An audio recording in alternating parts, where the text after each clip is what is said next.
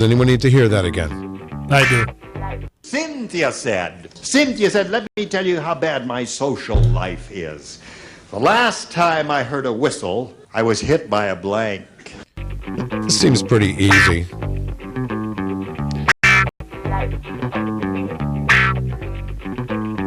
How you doing over there, Mike? Good to go. You locked in? Locked in. John Clayton, are you locked in? I couldn't be more ready. Okay. Can you just say locked in? Locked in. I don't have my script. Sorry. All right. Chrissy, are you locked in? I'm locked in. All right. All right. I said train. Do we need to hear it again? Just so it goes with it? Okay. Cynthia said, let me tell you how bad my social life is. The last time I heard a whistle, I was hit by a blank. All right. I said train. Mike, what did you say? I know. You come up with the stupidest answers. A train? Oh, no, because you said train too. All right. Christy, what do you say? All right. I have the stupidest answers. Ball. A whistle? Well, yeah, but I'm thinking a ball being thrown at you and the whistle going off. Oh, like a referee's Yeah. whistle? Sure, I'm trying to help you here, Chris. No, that's what I'm thinking. Okay. Let's go to John Clayton. I said train. All right, train. There we have it. Ease, you missed out the last two questions. Oh, sorry. The answer was ball. Right. Nature calls. You know? Right. Okay, we're going to say goodbye to everyone in our Facebook Live room. Thank you for joining us today. We really appreciate it. I hope you have a great weekend. And don't forget, the Seeds of Hope, May 2nd. May 3rd. Friday. Okay, see? Right next to May 2nd. Right. Looking for something to do. There's one more show of The Miserables, 6:30 doors, 7 o'clock show. Go support my friend Megan Quinn. Okay. Thank you very much. The Miserables over at the Palace Theater. It was wonderful. Just like Megan is. Is that Les Miserables? Yeah. Yes. Is that the same thing? Yes. Yeah, It the is. School edition. High school kids. Oh, and is it called The Miserables? They hit a home run last Or are you night. just saying it wrong? Actually, it was a grand slam. It was so good. I know. Are you listening to me? Yes. Is it Les Miserables? Yes. I stole that from the Peter White, The Miserables. He's not listening to me. That was his. Thank you. That was his thing.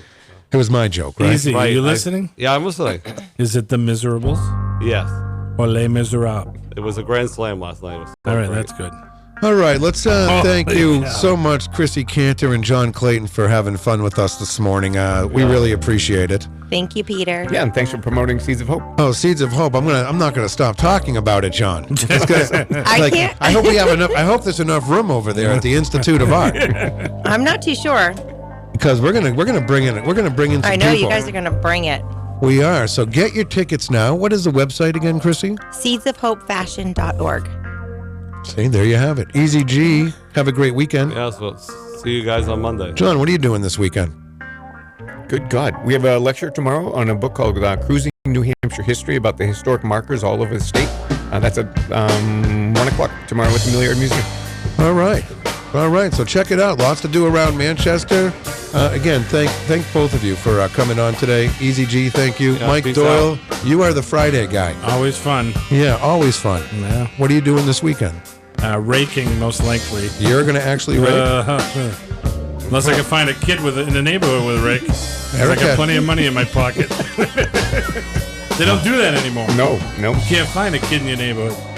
All right, everyone. That's all we got. Have a great weekend. Thanks for tuning in to the morning show. It is Friday. Don't forget to check out Matt Connarton's Unleashed in the afternoon. You got Rob Azevedo's Granite State of Mind. And over the weekend, Kyle Heavey's Off the Mark Sports. So keep it right here, 95.3 FM. And I am out of here. Thank you so much.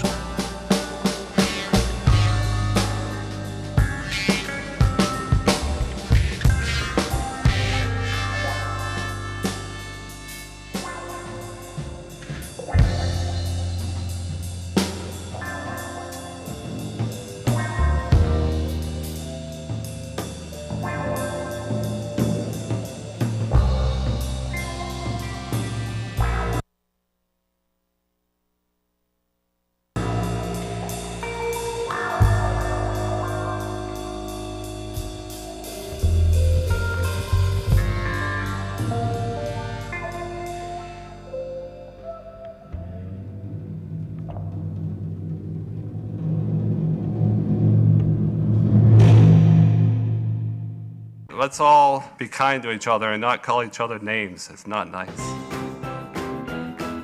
You are listening to WMNHLP 95.3 FM, broadcasting from the top of 1000 Elm Street. Our studios are located at 119 Canal Street and licensed to Manchester Public Television Service in Manchester, New Hampshire. Contact us by email at WMNH953@gmail.com or through our website at WMNHradio.org. This is Radio Manchester. It's 9 o'clock. WMNH 95.3. The commander to the supreme leader, Matzo Coming. Good morning, everybody. Welcome. Here we go. We are diving right in to open the show this morning.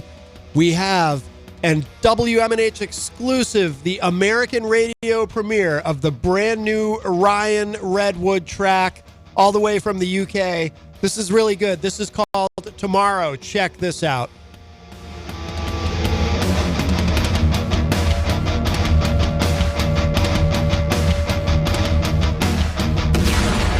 Let's escape the weather, my dear, run away for the winter.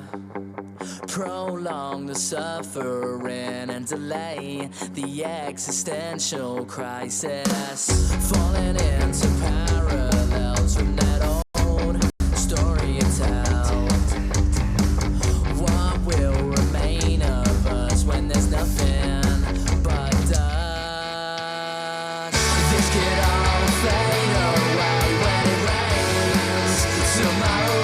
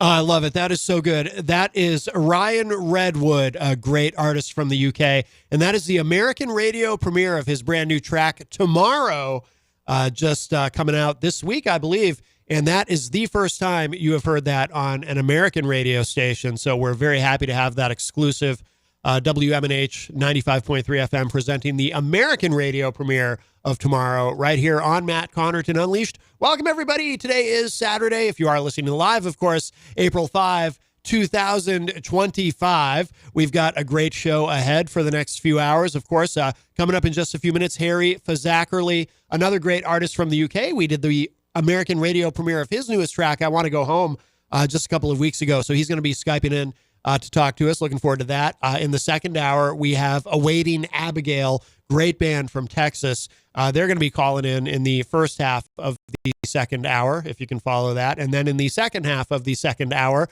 we will be joined by John Poussette Dart. John was with us about 6 months ago, but he's on tour again, and he's going to be playing at the Rex Theater right here in Manchester, New Hampshire. So he's going to be calling in to join us as well. We had a really interesting conversation last time he was on, and so looking forward to speaking with him again. Of course, John Poussette Dart is a legend and just a fantastic musician, but also really interesting to speak with. So looking forward to that, having him back on the show. And then in the third hour, Justin Hunt will be here.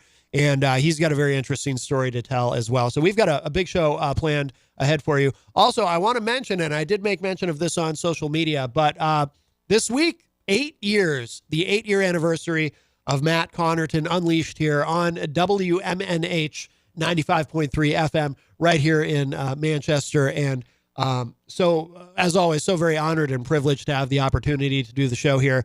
8 years, I'll tell you what, gone in the blink of an eye. And of course, all the support that we get for the show. Jenny, of course, a big part of the show. She's not here with me this week. She is otherwise occupied, although I know she's listening. I see her in the chat room. But of course, the past 8 years not possible without Jenny. Her love and support as always. And, you know, she does all the booking for the show too. She books all the guests, and she's very organized and professional. So we really, we depend on that. So always wonderful to have Jenny here. I'm sure she'll be back next week, but she's a very big part of the show. Also, of course, everybody here at WMNH, you know, I was texting earlier with Peter White, who not only is he the morning show host here and has been for, I think for Peter, it's been 9 years now here.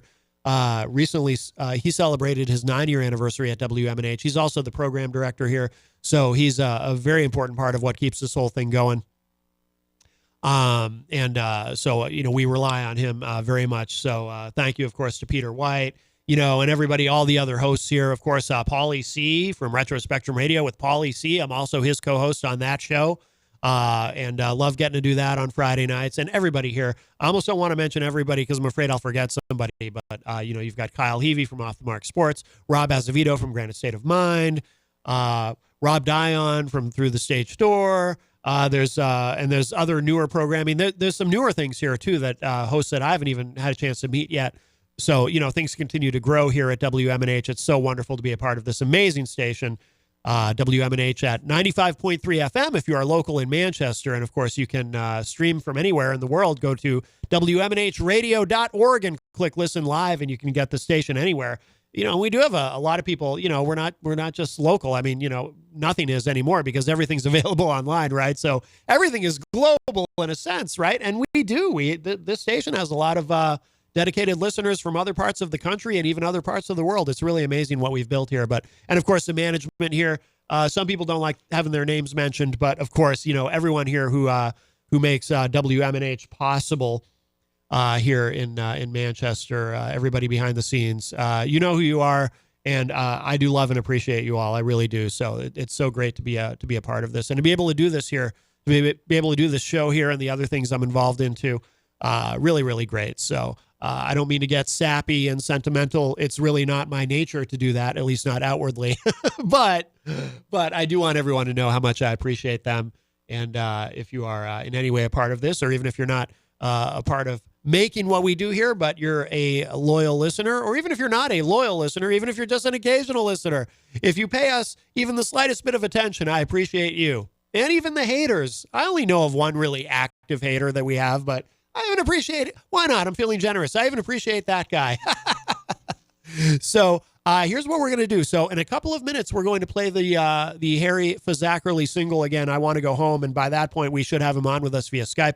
Looking forward to speaking with him. But I've got a little something special. And if you have been following the show recently, if you are a regular listener, you'll be able to figure out where this came from. But pay attention to the lyrics. Pay close attention to the lyrics on this. And then we'll go from this right to the Harry Fazakerly single, and then we'll talk with Harry.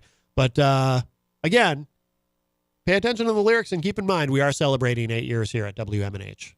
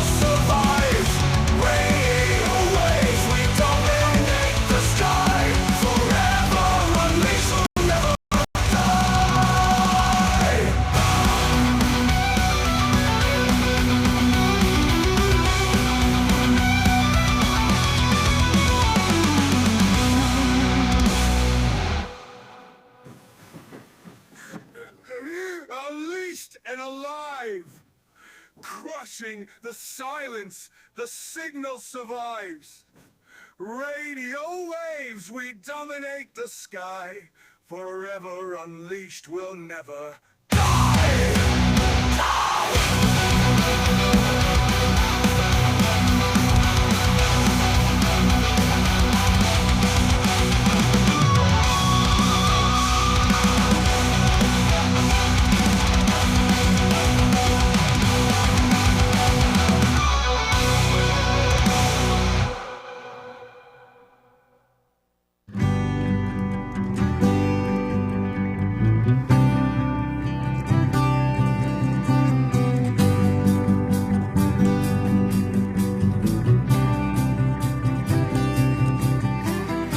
I'm walking down the path, holding your hand.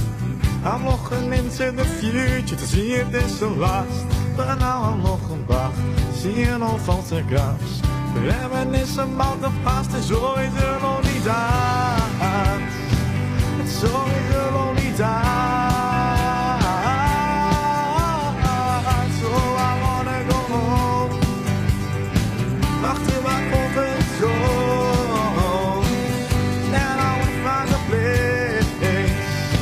That I can call my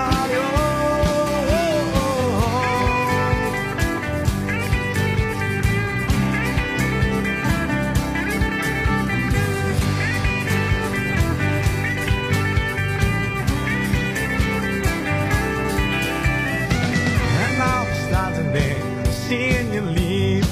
I'm hoping one day you know how much you mean to me. shot in a chair. I missed all of the things you said while you were still there. While you were still over there. Oh, I wanna go home, back to my comfort zone. And I wanna find a place that I can call my own.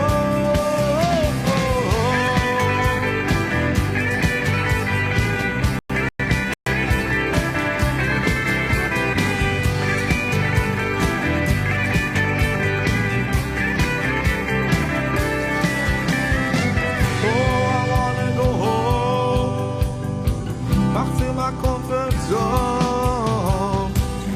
Then I will find a place that I can call my own. I wanna go home, back to my comfort zone. Then I will find a place that I can call my own.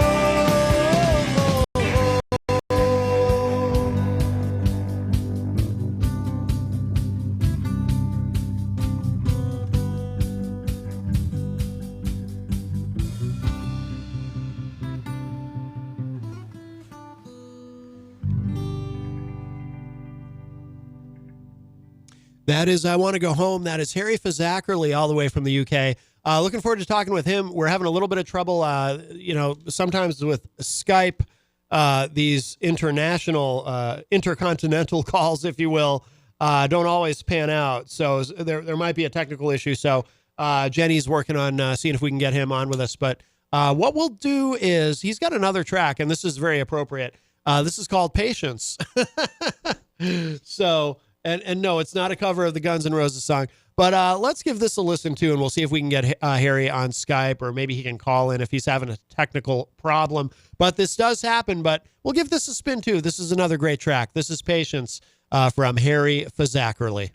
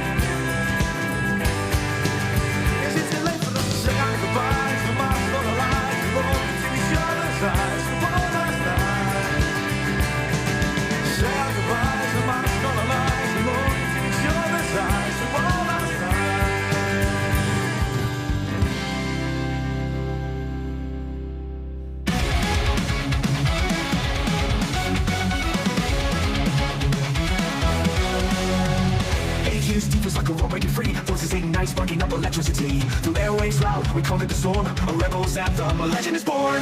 From the static cries, our passions are true. Unleash the fire, both for me and for you. No chance, no silence, no way to contain. Spirit and broken cut straight through the rain.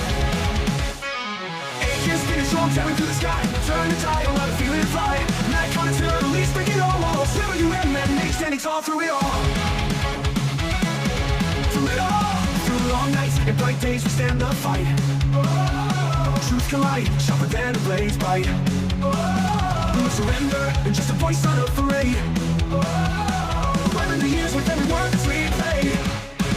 From the static rise of passion, so true, so true.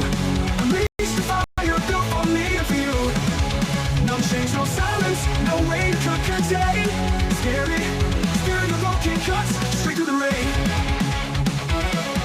Through it all, from the static rise of passion, so true. Unleash the fire built for me and for you. No change, no silence, no way to contain. Spirit of broken cuts, straight through the rain. Tearing through the sky, turn the tide, allow to feel it fly. Mad Connarton Unleashed, breaking all walls. WMNH, standing tall through it all.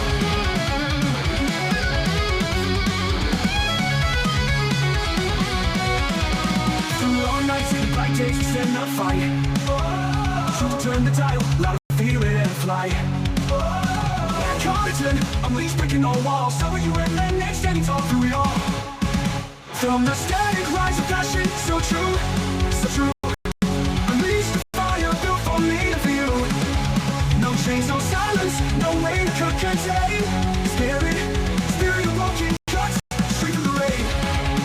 Through it all, through it all, through it all. Through it all.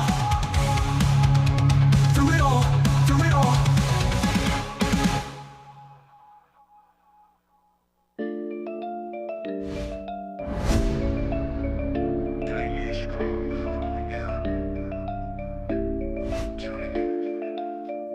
Strong, we're on the air. Tuning in, voices everywhere. WMNH keeps the vibe alive. Matt Connarton, the reason we thrive.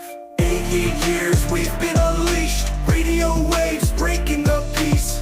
Turn it up, let the sound ignite. When 95.3 is taking flight. Mike's been hot since day one. Every show, another run. Topic sharp, keeping it real. You know Matt's bringing the deal.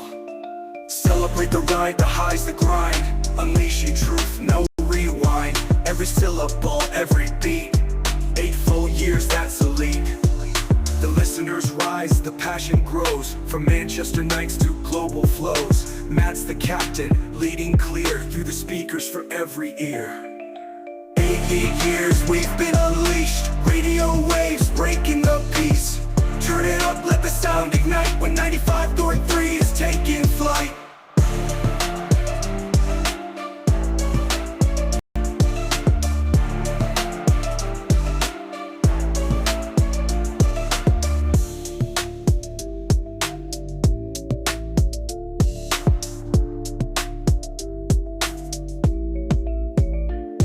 Been hot since day one. Every show, another run. Topic sharp, keeping it real. You know Matt's bringing the deal. Mike's been hot since day one. Every show, another run. Topic sharp, keeping it real. You know Matt's bringing the deal.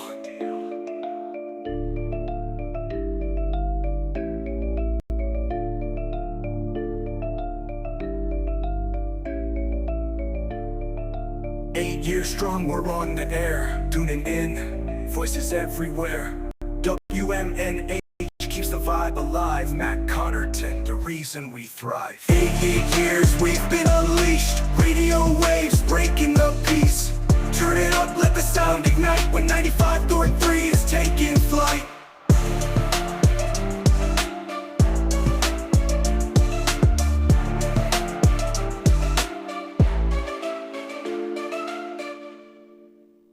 This is Eleanor Langthorne from Vices Inc., and you're listening to Matt Connarton Unleashed on 95.3 WMNH.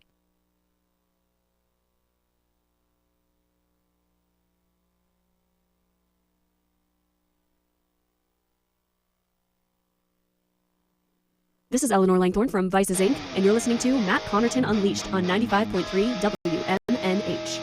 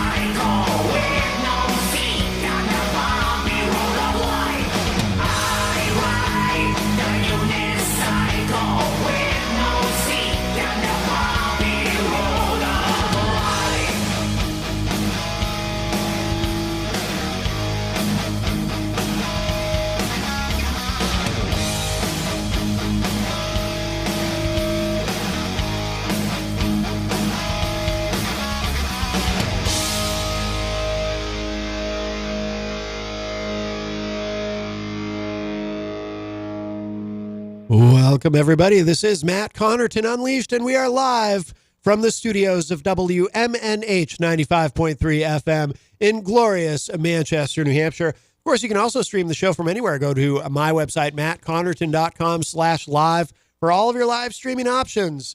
And you can chat with us. You can message us right through the website. Of course, you can chime in the various chat rooms. Let's see here. We'll say hi to a couple of people, too. If you are just joining us, one of the things, we've got some great guests coming. It didn't work out with our guests for this hour, unfortunately. I guess tech issues.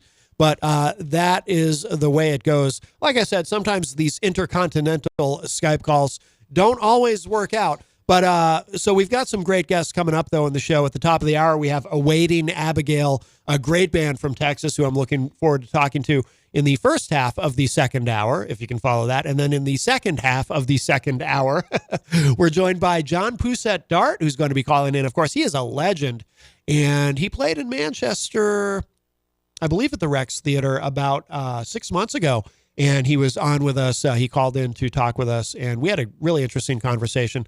I loved talking with him, and of course, we talked about his music and how his music career has changed and evolved over the years and adapting to the current music industry, which is very different from when he started out in the 1970s with the Poussette Dart Band. And of course, we talked about his show coming up at the Rex Theater. Well, he's going to be calling in again today because he's got another show. He's coming back to the Rex Theater, and we're going to talk about that and get caught up with him. So really looking forward to that. And then in the third hour, Justin Hunt is going to be here with us in studio. So we have a lot planned for today, and we are celebrating 8 years of Matt Connarton Unleashed here at WMNH 95.3 FM. And I won't get all sappy and sentimental about it again like I did at the top of the show, or close to the top of the show, but because we also have the American radio premiere of a new track from another UK artist. And we will do that again, too, if you missed it. We'll do that again in a little bit. We'll try to do that every hour of our show if you are listening live on Saturday morning. But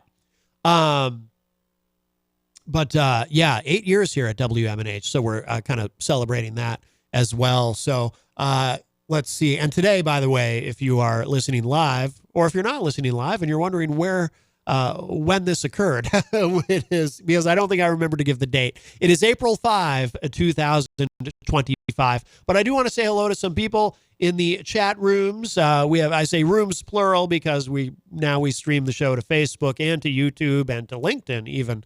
Let's see. Texas Mike, who I had the pleasure of seeing last night on Retro Spectrum Radio with Paulie C. He joined us on that show.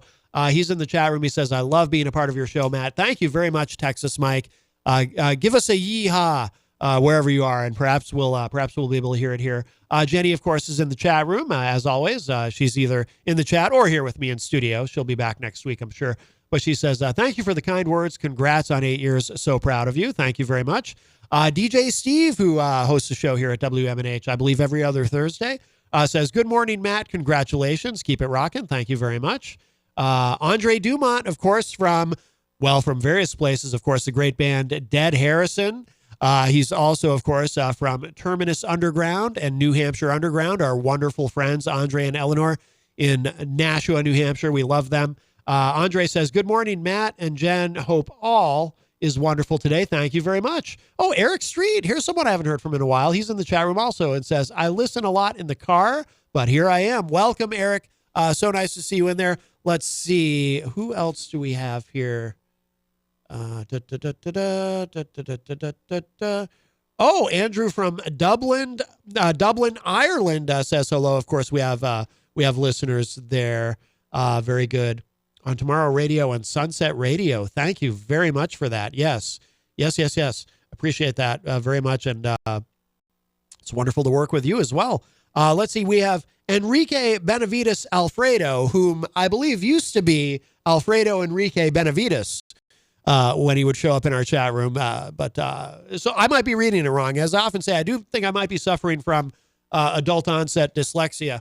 But our friend Fredo, wonderfully talented musician, he is in the chat room and says, hey, nice Witch Trot shirt. Yeah, Witch Trot is a band. This is a shirt that I don't pull out very often. I was trying to decide what to wear today.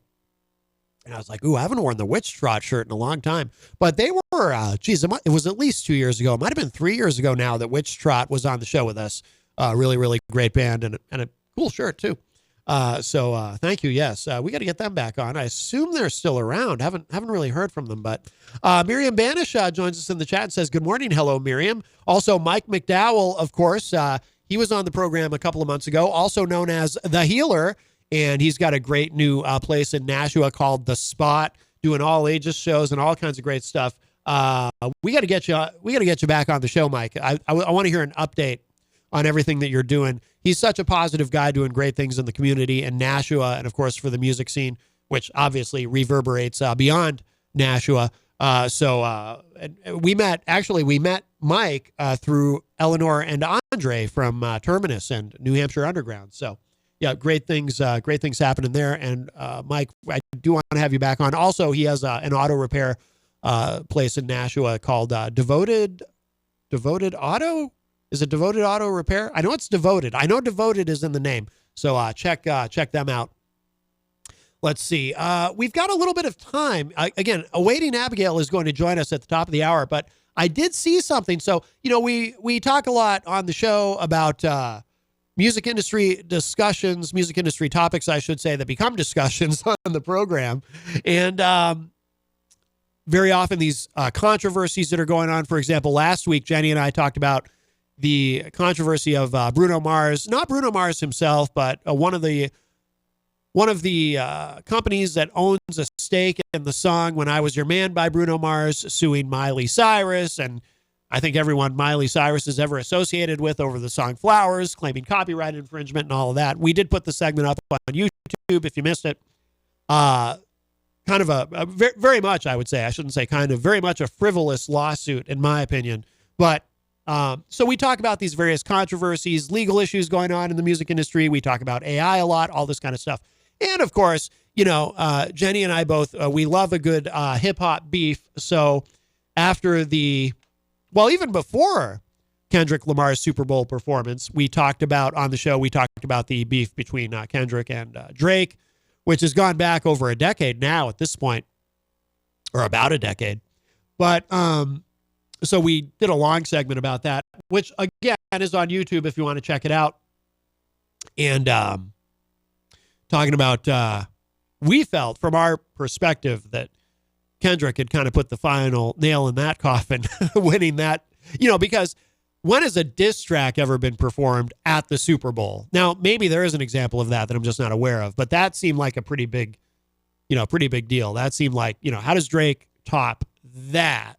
I don't think that he does, but there's also a legal aspect, or I guess I should say a civil aspect, right? Because it's not a criminal, but it is civil.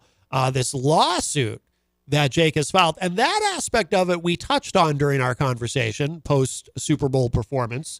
Jenny and I did talk about that a little bit, but we didn't get into it too deep, that aspect of it. But if you don't know, Drake has filed a lawsuit against Kendrick Lamar. Actually, not against, well, we should be precise when speaking about this. Not Kendrick Lamar directly, but against Universal Music Group, who is no strangers to being sued. And we've talked about that on the show, too. Months ago, we talked about the Limp Bizkit lawsuit against UMG. Drake is suing UMG because not only is Drake on UMG, but Kendrick Lamar is on UMG.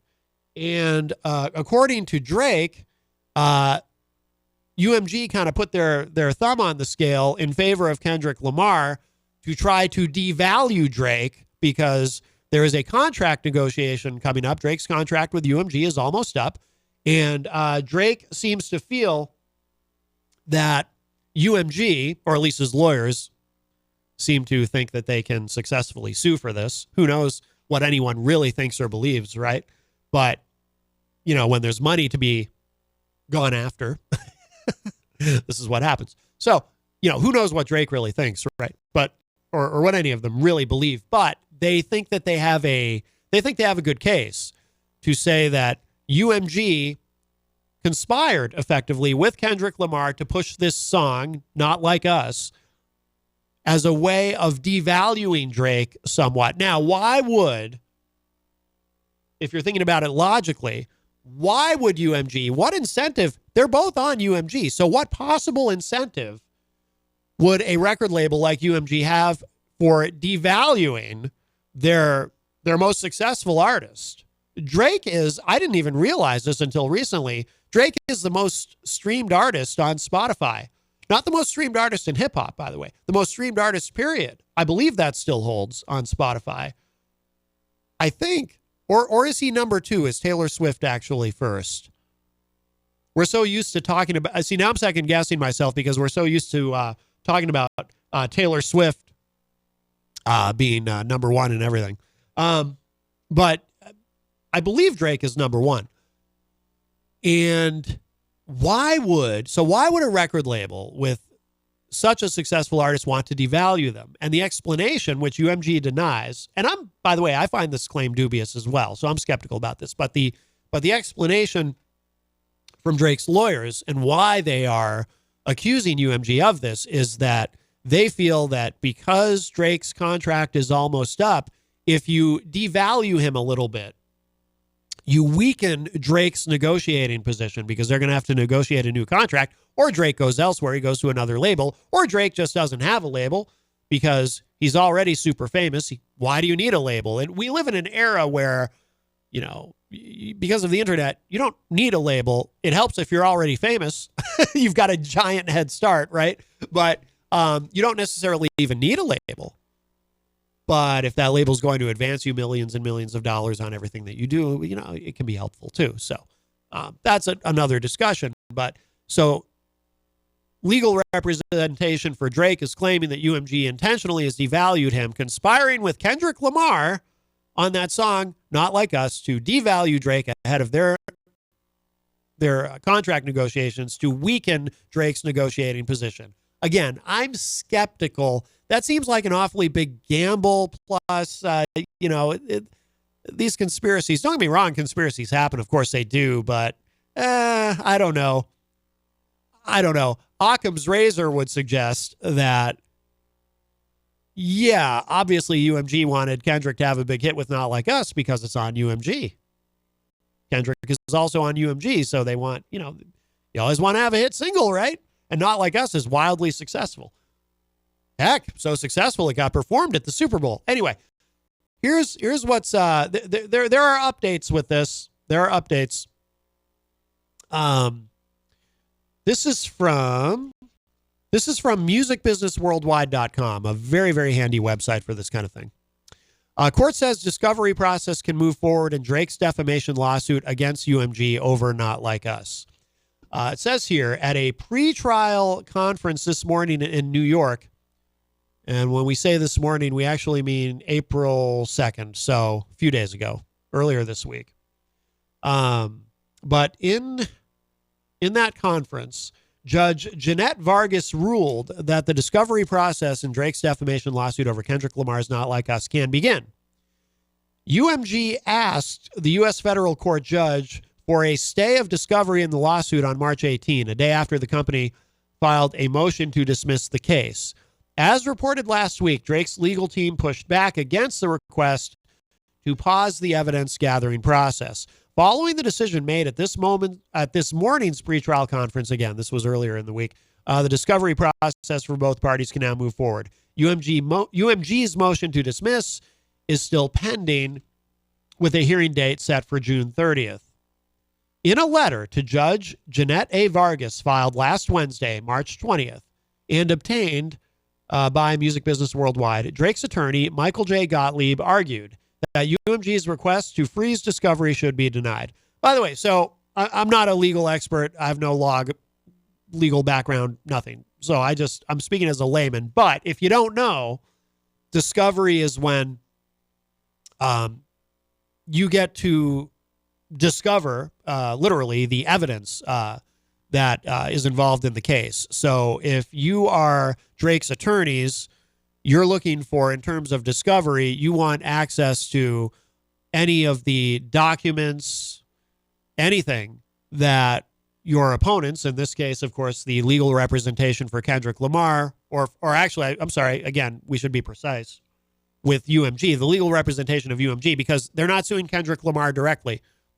unless I've misunderstood something, which is always possible. But anything, because here's what they're looking for. They want something, whether it's emails, whether it's something written down somewhere, whatever it may be. They want something. Drake's attorneys want something that shows evidence that there was a conspiracy to actually devalue Drake and thus weaken his negotiating position for the next contract. They want something that suggests that. Again, I'm very skeptical about this whole theory. I find it to be a dubious claim at best, but it's possible. So that's what they're looking for. So through discovery, they can get access to things that are not going to be given, not going to be offered voluntarily, right? But they can get access to all of that evidence because, again, I might get some of the terminology wrong.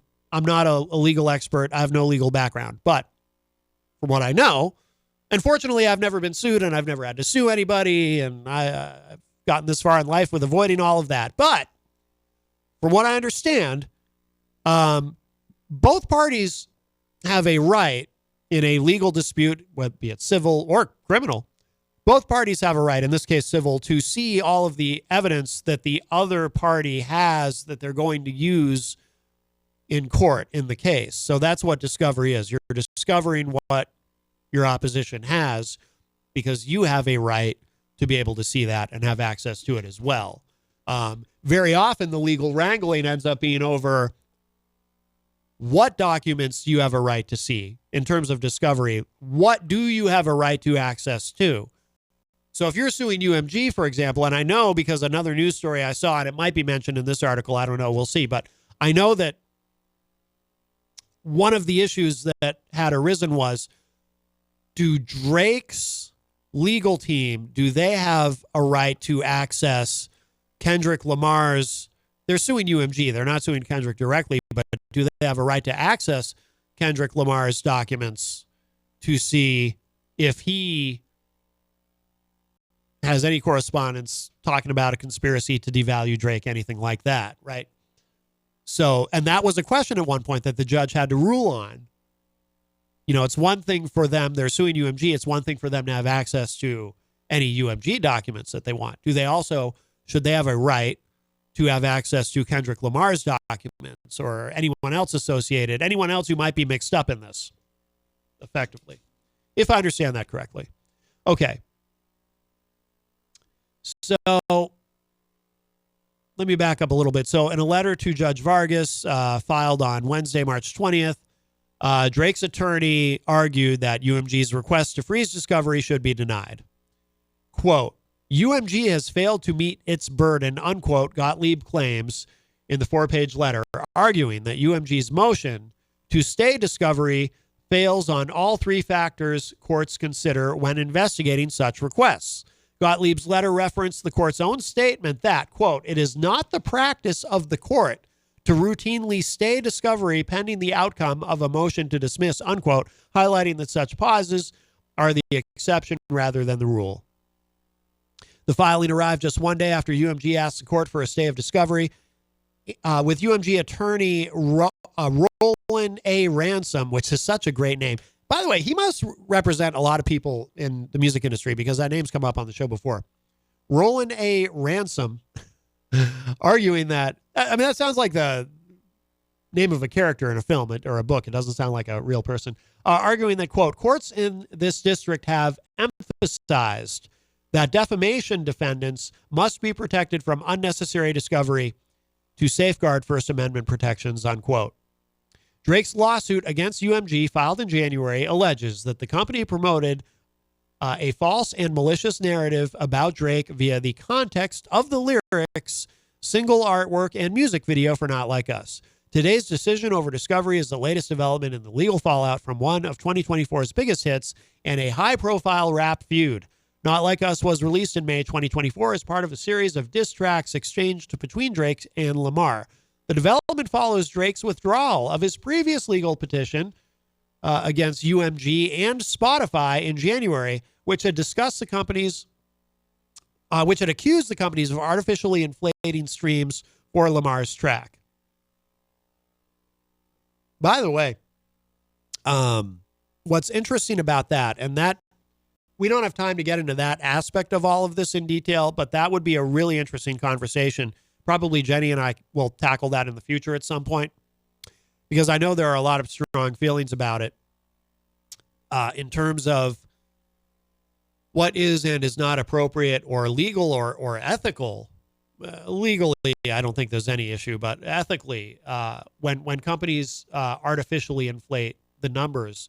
And that's something that happens across the internet, by the way, not just in streaming. You know, if say Spotify, I'll just give you a hypothetical, say an artist or label is paying Spotify money to artificially inflate the numbers of a particular single from a particular artist, so that when you look at that on Spotify, it looks like it's got a lot more listens than it actually does. Is that ethical? Is that okay? Or is that a form of payola? And again, we can have that's a whole separate conversation. Because I know a lot of people have feelings about that. But when I say that happens across the internet, that happens other places too. It happens with podcasts. It happens with everything. For example, on X, formerly Twitter, sometimes people will put videos or live streams on X, and then they'll be talking about, look at how successful this was, and look at all the people who watched my video, when in reality, anybody who even scrolls past that video, even if they don't watch more than a second of it, that counts as a quote unquote view of the video. So the numbers are artificially inflated that way. Or Rumble does that. Rumble is notorious for doing that. They inflate their numbers to make their content creators happy and make them look more successful and so forth. But there is more to this article, but we are running short in this hour. But musicbusinessworldwide.com is a great website. So if you are interested in matters of the music industry, whether they be controversies and legal problems that seem to come up quite a bit, or if you're just curious about keeping up on what's going on in the industry, that's a great website to go to. But here's what we're going to do. We are approaching the top of the hour, so I think we should take a quick break.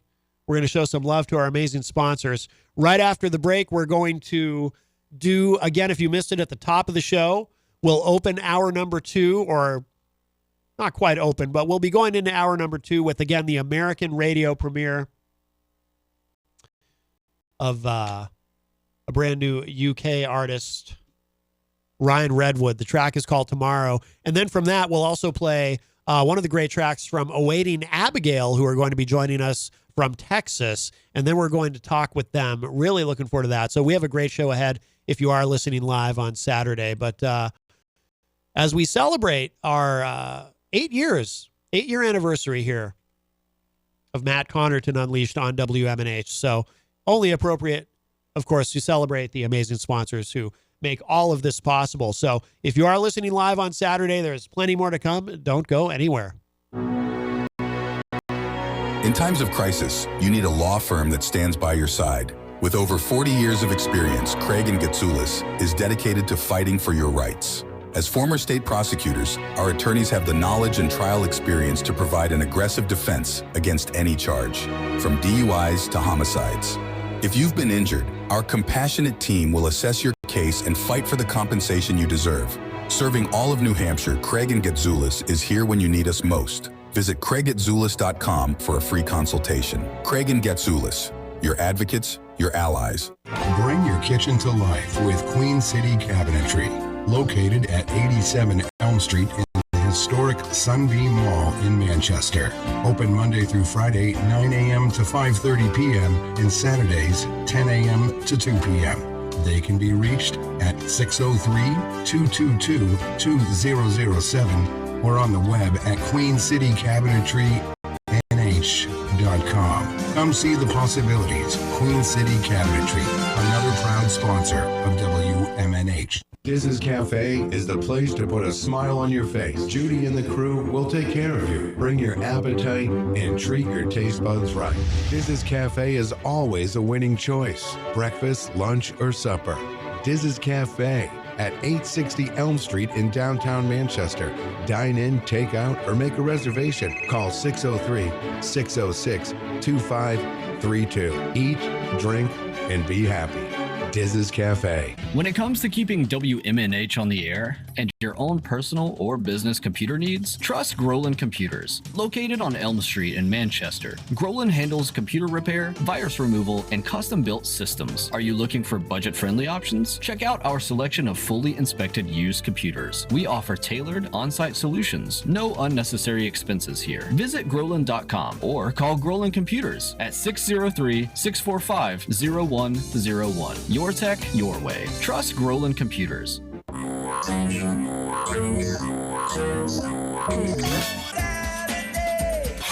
Midnight. 7 times out of 10, we listen to our music at night. Thus formed the title of this program. Late Night Delight with DJ Midas, right here on WMNH Manchester. You wanna know why? Because I'm on the radio. Saturdays and Sunday nights, midnight to 4 a.m. This hour on WMNH is sponsored by CGI Business Solutions, located at 5 Dartmouth Drive in Auburn. They serve all your business needs, including employee benefits planning, corporate design and business administration, investments and wealth management, and customized business insurance solutions. Their phone number is 866-841-4600 or on the web at cgibusinesssolutions.com. Behold the harmony of airwaves as you immerse yourself in the captivating frequencies of WMNHLP, the sonic heartbeat of Manchester, transcending through the ether at 95.3 megahertz frequency modulation. Our transmissions emanate from the zenith of 1000 Elm Street. Venture into the heart of our creative realm at 119 Canal Street, where innovation and sound collide. We bear the imprimatur of Manchester Public Television Service in the venerable city of Manchester, New Hampshire, USA. Enrich your auditory journey with the depth of our licensed residents. Dispatch your missives to WMNH953@gmail.com or traverse the virtual corridors of WMNHradio.org. Engage with our sonic vibrations by communing with us through the digital channels. Your radio beckons, eager to enthrall you with its mesmerizing cadence and envelop you in a symphony of boundless auditory wonder. WMNH, rip the knob off. Let's escape the weather, my dear, run away for the winter.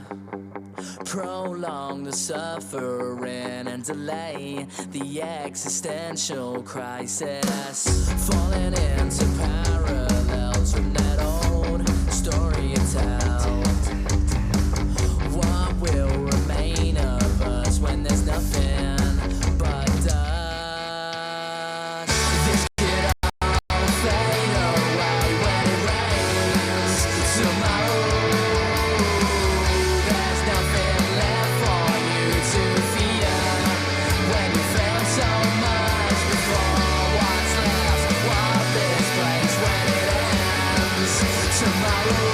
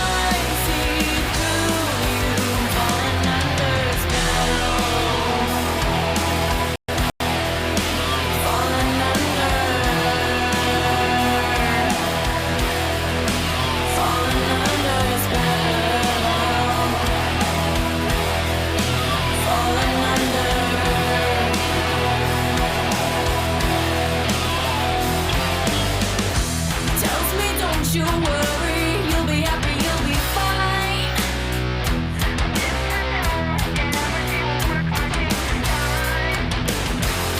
See through facade, you rise and rebel fast.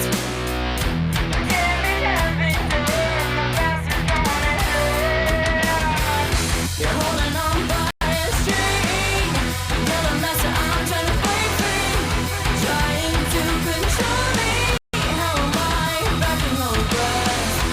Just let me be, setting me free.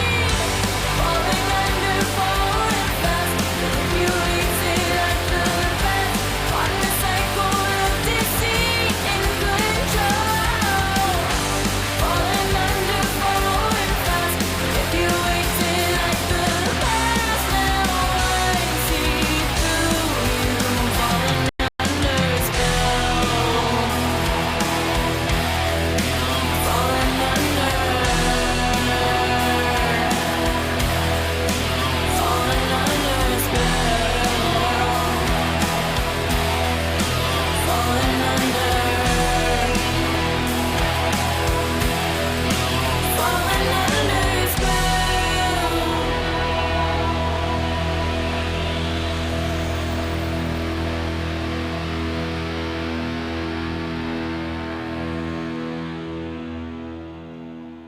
Couple of tracks there from the band Awating, Abigail. That is called Falling Under. We also played Bad Mind. I guess it might be some kind of an issue. I don't know what it is today. Is it a full moon tonight? But it looks like we do not have Awating, Abigail with us this morning after all. But I think what we're going to do now is we just heard from our friend Dylan Reynolds. And if you don't know Dylan Reynolds, he's been a guest on the show. And a couple of times, I think, an enormously talented musician. And, well, I'm just going to say this. If you know, you know. You actually hear Dylan Reynolds on the show all the time. You just don't realize it. But I'm going to play a song of his because Jenny and I heard from him earlier. We got a very nice message from him, and we're excited to do some more work with him. And he's got some really great things going on. That is his story to tell. We'll get him on the show soon to talk about everything that he's doing. But he's such a talented guy, not only a musician, but as a graphic artist, etc. But I'm going to play a song of his. I feel like playing something of Dylan's. So this is great. This is a single called that he released called "The City of Graves." And check this out. This is Dylan Reynolds.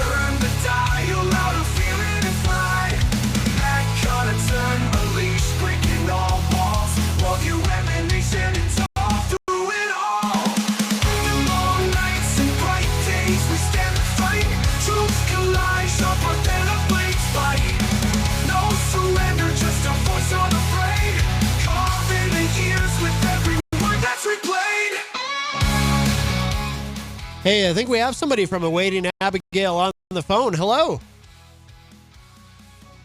Oh, wait a minute. How you guys doing? Oh, there we go. I'm sorry. Say that again. I couldn't quite hear you. I got you now. Yeah, no worries. This is James from Waiting Abigail Guitar. How you guys doing? Hey, James. Welcome. So unfortunately, we don't have a lot of time. We'll definitely have to have you back. But I did play those. I played the 2 tracks that you sent us. I love those. Bad Mind and Falling Under. Really good stuff. But yeah, tell us a little bit about the band. Where are you from? You're from somewhere in Texas. I know that. Yeah, that's right. We're in Dallas, Texas, and we appreciate you playing our music. Yeah, we had a show last night. We're playing again today at a arts festival in Dallas here. Hopefully the weather will cooperate so we don't get too wet. You guys are in Manchester, right? Yeah, Manchester, New Hampshire. Yes, indeed. That's awesome. Well, crazy enough, I'm actually very familiar with that area. Oh, no kidding. Did you used to live up here? No, not at all. My job, I worked for an airline. I can't really say which one. I worked for an airline, and we fly into Manchester and stay in Nashua when we go up there. Oh, I'll be damned. Yeah, Manchester, it's a nice airport. It's very easy, very simple. I know Jenny likes to, when she has to fly, she likes to fly in and out of Manchester. But yeah, no, that's cool. It's cool that you're familiar with the area. Can you tell us, like I said, we're a little compressed on time, but I mean, tell us about Awating Abigail. It's interesting how it's kind of multi-generational, and I think, is there even a father-daughter combination within the band and everything? Yeah, it's crazy, man. The age range goes. Abby just turned. She just turned 20, like last weekend. Oh wow! And and our other guitar player, Mike, he is actually 62. So it's kind of a mashup of a couple different groups of people. The drummer Heather and the bass player Lori and myself. We're all 49, 50-ish. We went to high school together and did the local band scene back in. It was right after Pantera kind of broke out of the area down here, and the scene was pretty hopping. And we played in bands together when we were younger. And then Corey, the keyboard player, believe it or not, Mike's daughter, she was actually a music student of mine. So she's in her 30s. But yeah, there's almost somebody in every decade in the band. But we all just kind of got together. Personally, I kind of smashed the different groups of people together from different walks of life. But and then Abby we found on a Musicians Wanted app, and man, she just killed it from the beginning. We knew we wanted her whenever she sent us an audition video for sure.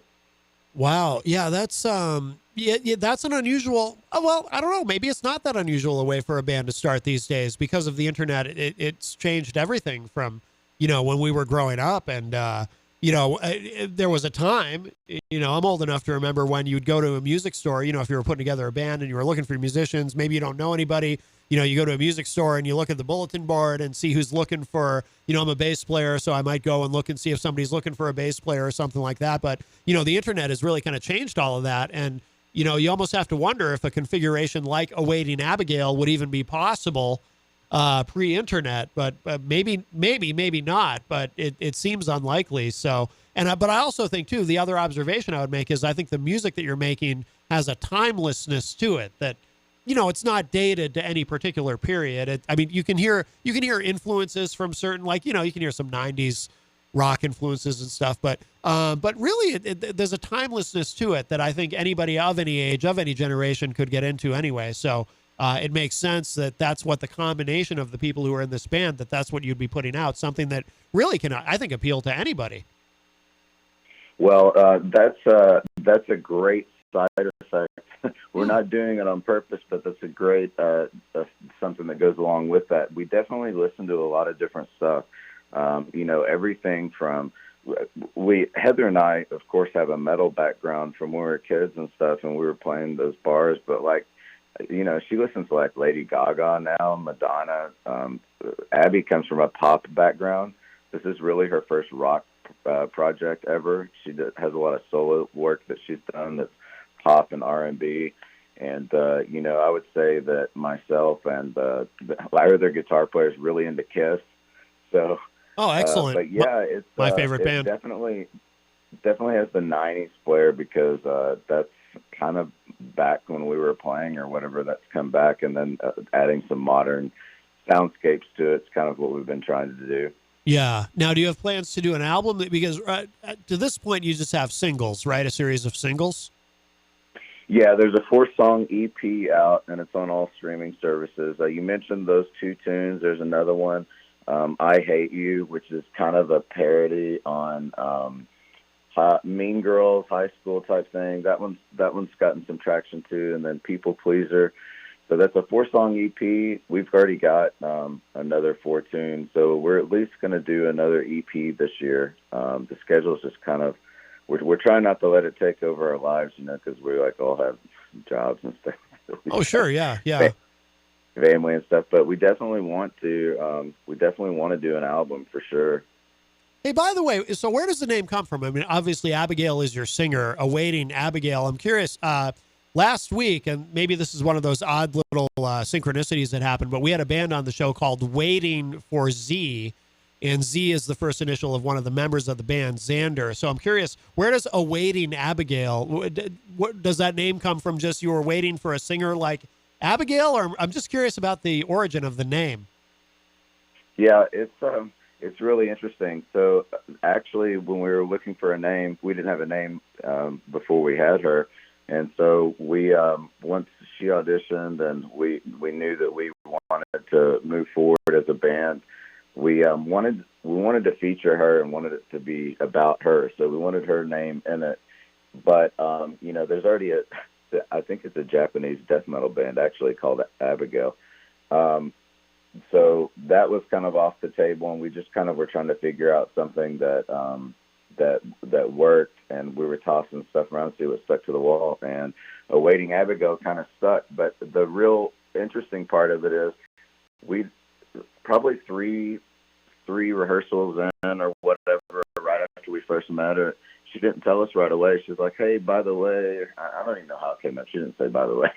But it came up. She said, I'm actually named after King Diamond's album, Abigail. Oh, no kidding. kidding. Like, what? Why didn't you tell us before that? She's like, I don't know. My mom's a metalhead, and so she's named after that album. And Awaiting, I don't know. It's funny because people are like always asking her, like, are you guys always waiting on her?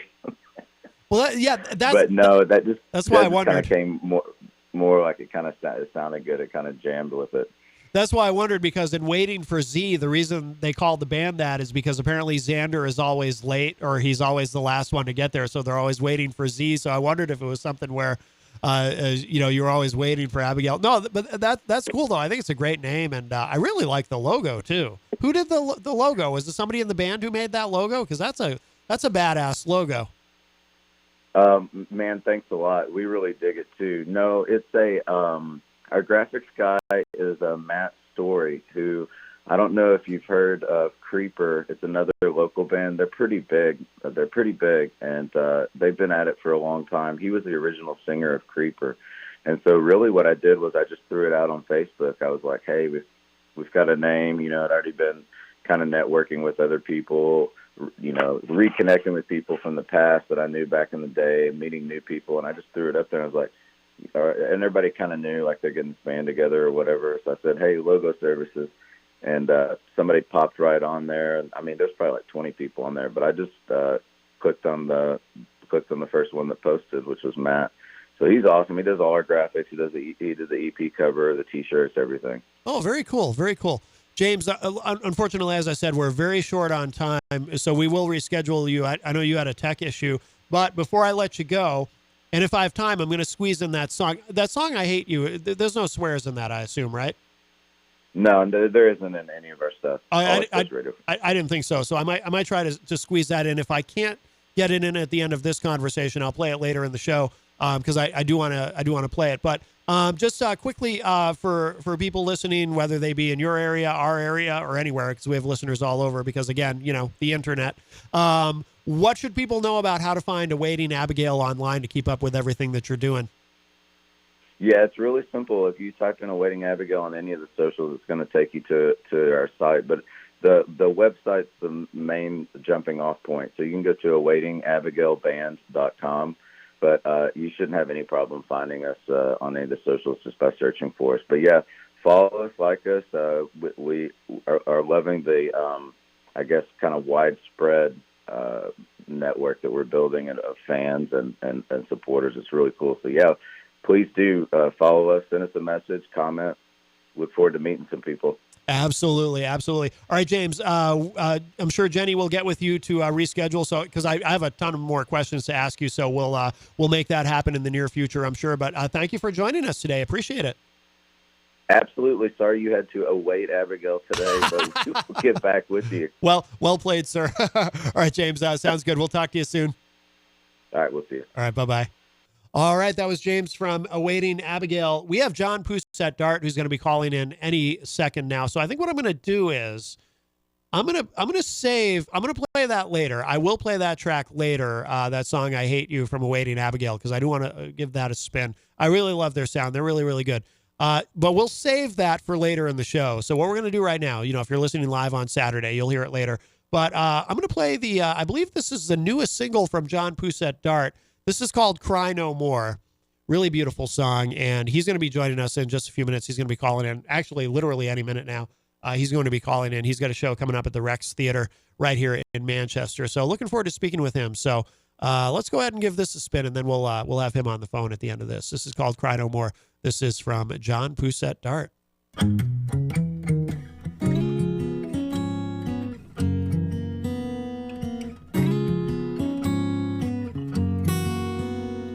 Cry no more. You don't have to cry no more. Cry no more. You don't have to cry no more. When the tears have all dried up, no more left to fall. Where will you go, darling, when you have nothing left at all? When your eyes begin to open and all you want is gone, will you still remember the feeling that's hanging on? The one that won't let you walk away, the spark still burning strong, the moonlight hanging in the sky, telling you it's not gone. Cry no more. You don't have to cry no more. It might be your darkest hour, it might be in the light of day, where you can never estimate how little time it takes for love to find a way. If it slips into your corner amidst a phone call or a cigarette, it won't slip out the door, even if you don't know yet what this world has in store. Cry no more. You don't have to cry no more.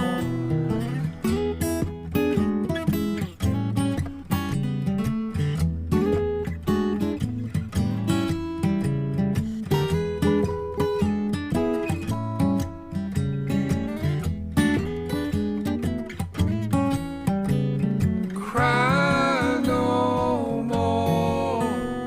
You don't have to cry no more. Cry no more. You don't have to cry no more. Cry no more. You don't have to cry no more. Cry no more. You don't have to cry no more.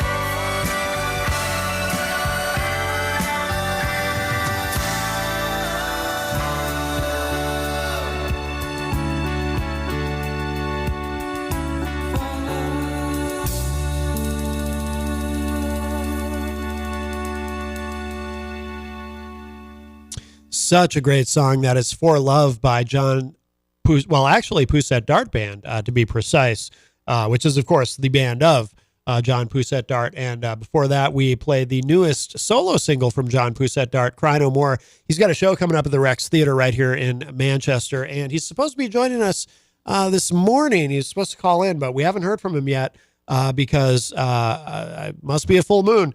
Nothing has gone smoothly today with guests. Literally nothing so far. If you are listening live on Saturday, you understand the full context of this. As we celebrate 8 years, maybe the universe is trying to tell me something. Maybe 8 years is it. No, I'm just kidding. I'm not giving this up for anything. This is my favorite time of the week. But no, I love the show, and these things do happen, but maybe John is having an issue. Phone issue or something, but I don't know. I don't know what's going on. But anyway, yeah, so we just played a couple of tracks from him. I think what we're going to do now, because I was talking about it a minute ago, I think we should go ahead and play that track from, because we had James from Awating Abigail on the line with us, and they are going to reschedule, by the way. James sent Jenny a message apologizing. They had a little bit of a tech issue, but let me go ahead and play this. We talked about this track. This is called I Hate You, and this is from the band Awating Abigail. Again, a great band from Texas. I love their sound, and I'm looking forward to having a long-form conversation with James and whomever else from the band wants to join, because I like them tremendously.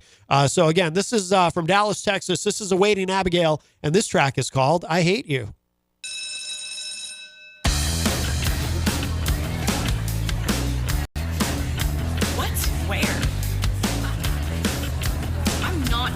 Today. Quick, let's go. Whenever you show up, you always have that look. Point your finger, constantly telling lies. No one knows where your hate comes from, but I see you, I run. Why are you so jealous? Why are you so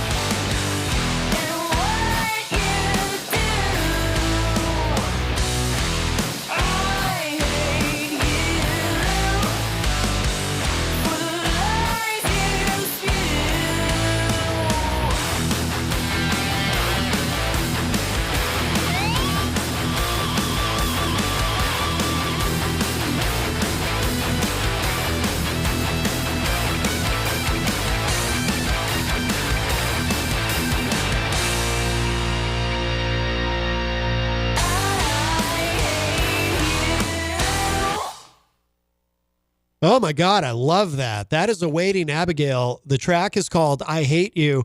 So they sent us, I really like the other two tracks they sent us too, but I love that one. That's my favorite. That's a hit right there. That is catchy as hell. That chorus is fantastic. I love it. Awating, Abigail, great band from Dallas, Texas. Geez, if we knew that our next guest wasn't going to call in on time or at all, we could have talked longer with James, but from Awating, Abigail, but we'll get them rescheduled too. So it'll all work out. But if you are just joining us on this Saturday morning as we celebrate 8 years of Matt Connarton Unleashed here at WMNH 95.3 FM, nothing has gone right with guests this morning. Harry Fazakerly blew us off for the second time. That's 2 strikes, you're out for Harry.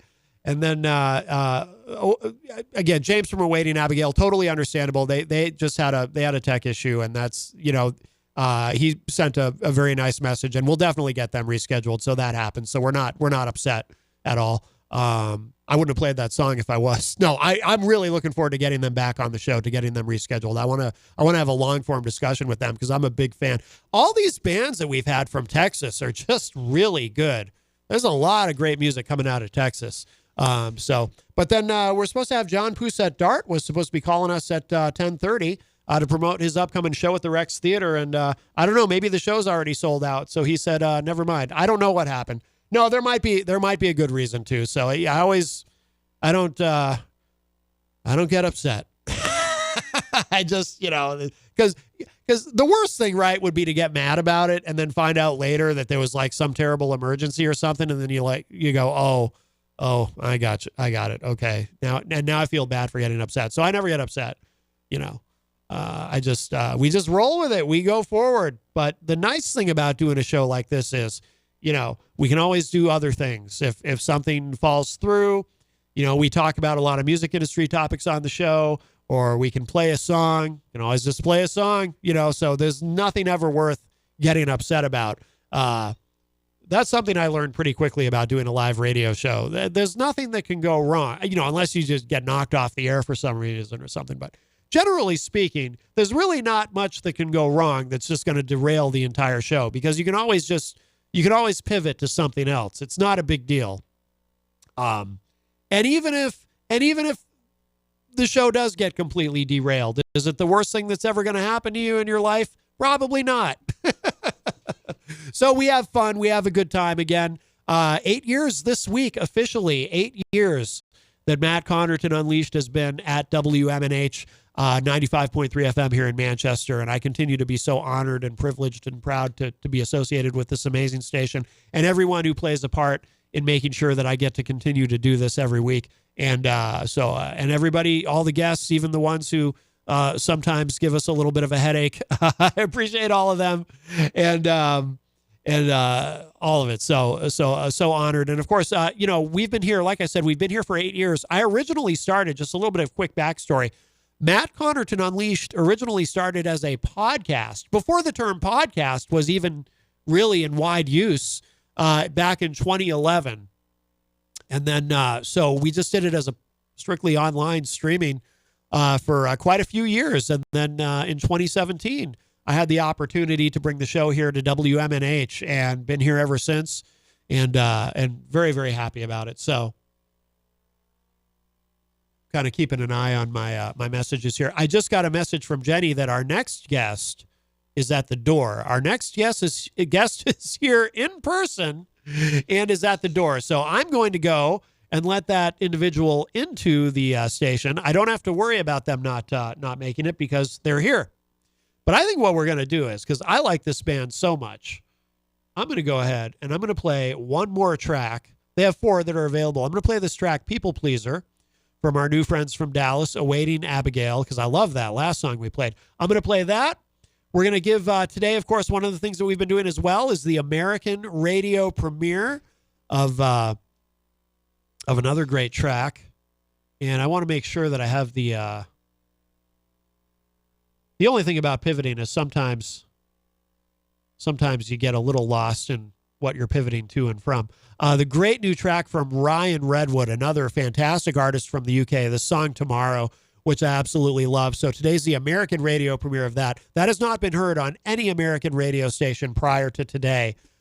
So we're going to give that another spin too, a WMNH 95.3 FM exclusive.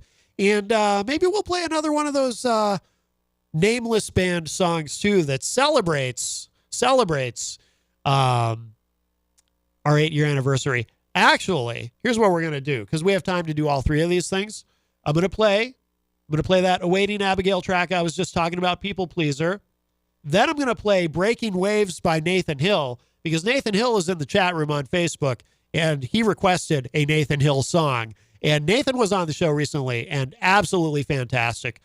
So we'll play the title track from his EP. Is it an EP or a full album? Breaking Waves. We're going to play Breaking Waves from Nathan Hill.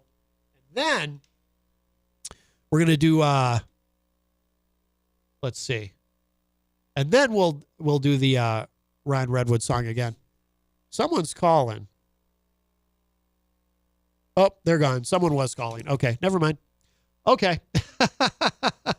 So we got a few things to do. And then Justin Hunt is going to be with us in the third hour. But here it is. This is People Pleaser from Awating Abigail.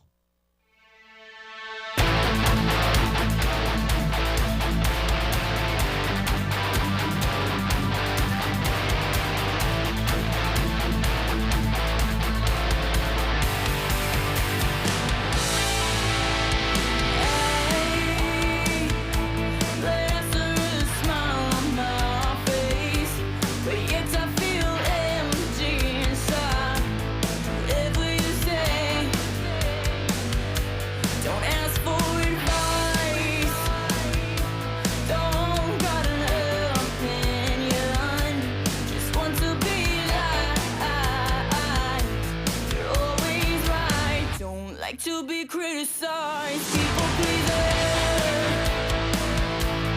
people pleaser, people pleaser, people pleaser. Worry about them before myself. I'll just keep doing whatever you say, 'cause I don't know any other way.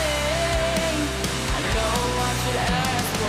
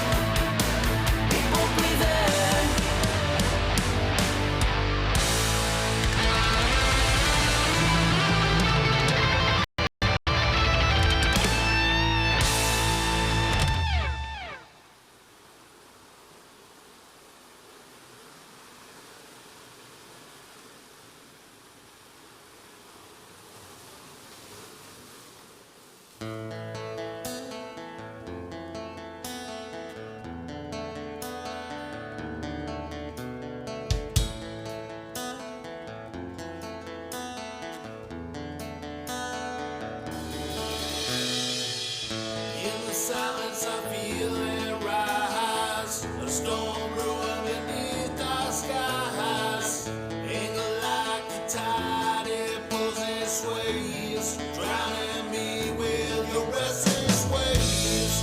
Getting dark, lights getting dim. I hear you scream through the roaring wind. Should I fight or just give in to these breaking waves? But will I fade away like a ship from the shore? Sell my soul to a common sea. Waves breaking upon me. Control the pain to the pouring rain. I'm dancing sway. Waves breaking waves. It drags me down. I can't breathe now. I'm upside down. I gotta come up for air again. Release me now. I'm caught in a riptide. Anger may rise, but it won't hold me down. I build my fortress on solid grounds. Every day reclaiming my space, far above these breaking waves. Hoping to find grace in a place in this world that will never harm me. No sense fighting against these currents drag you in. But will I fade away like a ship from the shore? Sell my soul to a common sea. Waves breaking upon me. Control the pain to the pouring rain. I'm dancing sway. Waves breaking waves. It drags me down. I can't breathe now. I'm upside down. Gonna come for you again. Release me now. I'm caught in a riptide.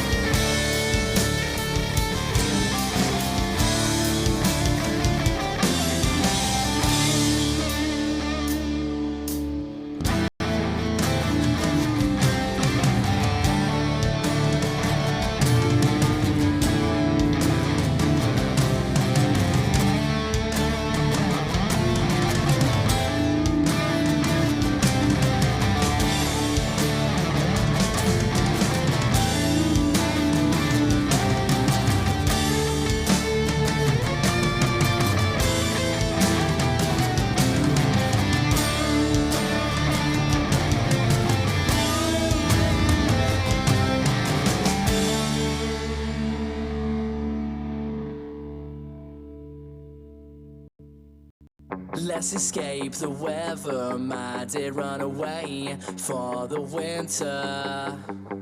Prolong the suffering and delay the existential crisis. Falling into parallels from that old story you tell. What will remain of us when there's nothing but dust? This could all fade away when it rains tomorrow. There's nothing left for you to fear when you felt so much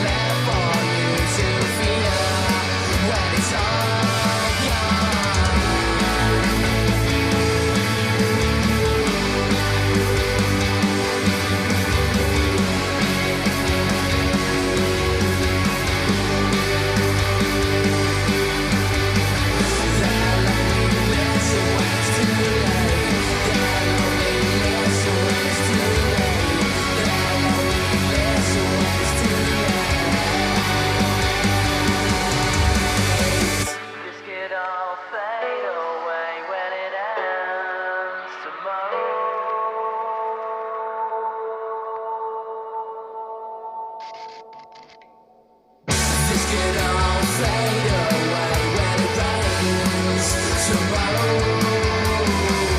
There's nothing left for you to fear when you felt so much before. What's left of this place when it ends tomorrow? There's nothing left for you to fear. It's all gone. It's all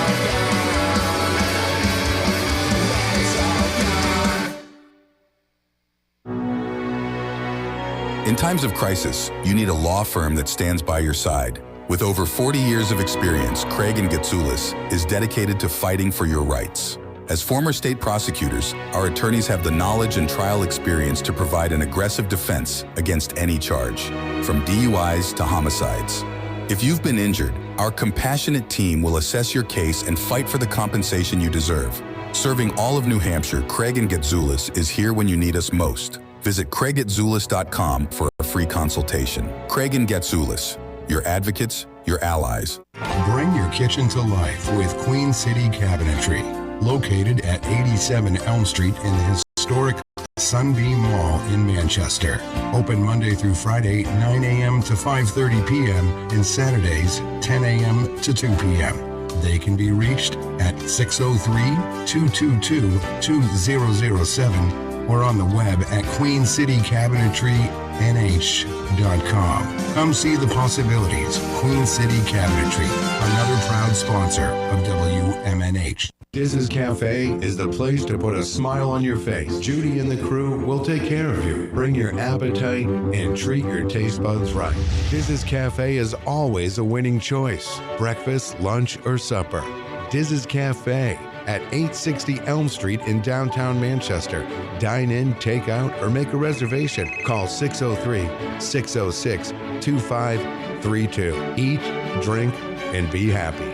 Diz's Cafe. When it comes to keeping WMNH on the air and your own personal or business computer needs, trust Groland Computers. Located on Elm Street in Manchester, Groland handles computer repair, virus removal, and custom-built systems. Are you looking for budget-friendly options? Check out our selection of fully inspected used computers. We offer tailored on-site solutions. No unnecessary expenses here. Visit Groland.com or call Groland Computers at 603-645-0101. Your tech, your way. Trust Groland Computers.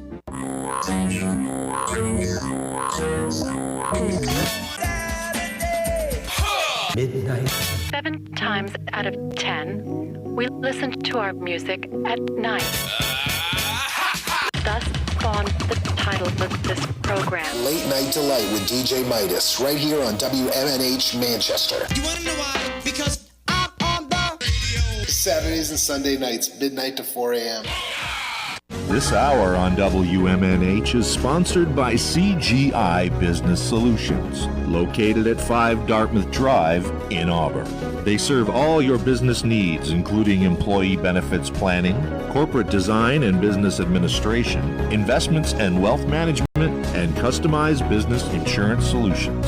Their phone number is 866-841-4600 or on the web at cgibusinesssolutions.com. Behold the harmony of airwaves as you immerse yourself in the captivating frequencies of WMNHLP, the sonic heartbeat of Manchester, transcending through the ether at 95.3 megahertz frequency modulation. Our transmissions emanate from the zenith of 1000 Elm Street. Venture into the heart of our creative realm at 119 Canal Street, where innovation and sound collide. We bear the imprimatur of Manchester Public Television Service in the venerable city of Manchester, New Hampshire, USA. Enrich your auditory journey with the depth of our licensed resonance. Dispatch your missives to WMNH953@gmail.com or traverse the virtual corridors of WMNHradio.org. Engage with our sonic vibrations by communing with us through the digital channels. Your radio beckons, eager to enthrall you with its mesmerizing cadence and envelop you in a symphony of boundless auditory wonder. WMNH, rip the knob off. You're listening to WMNH 95.3. The commander to the supreme.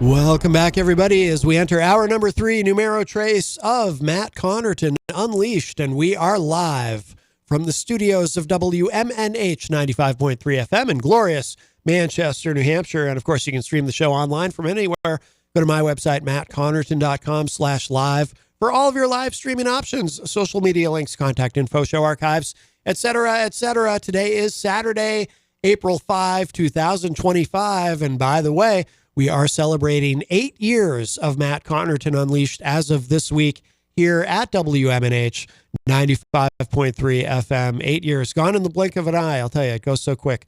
But very happy to be here this week. And joining us live in studio, we have Justin Hunt is here. Hello, Justin. Oh, your mic is not on. I apologize. Let's try that again. Test, test. There we go. Sorry about that. All right. Hi, Matt. Yeah, today's been it's been an interesting day. Let's just say I'm glad that we have a live guest here in studio who was on time. It's a great thing. Don't take that for granted, people.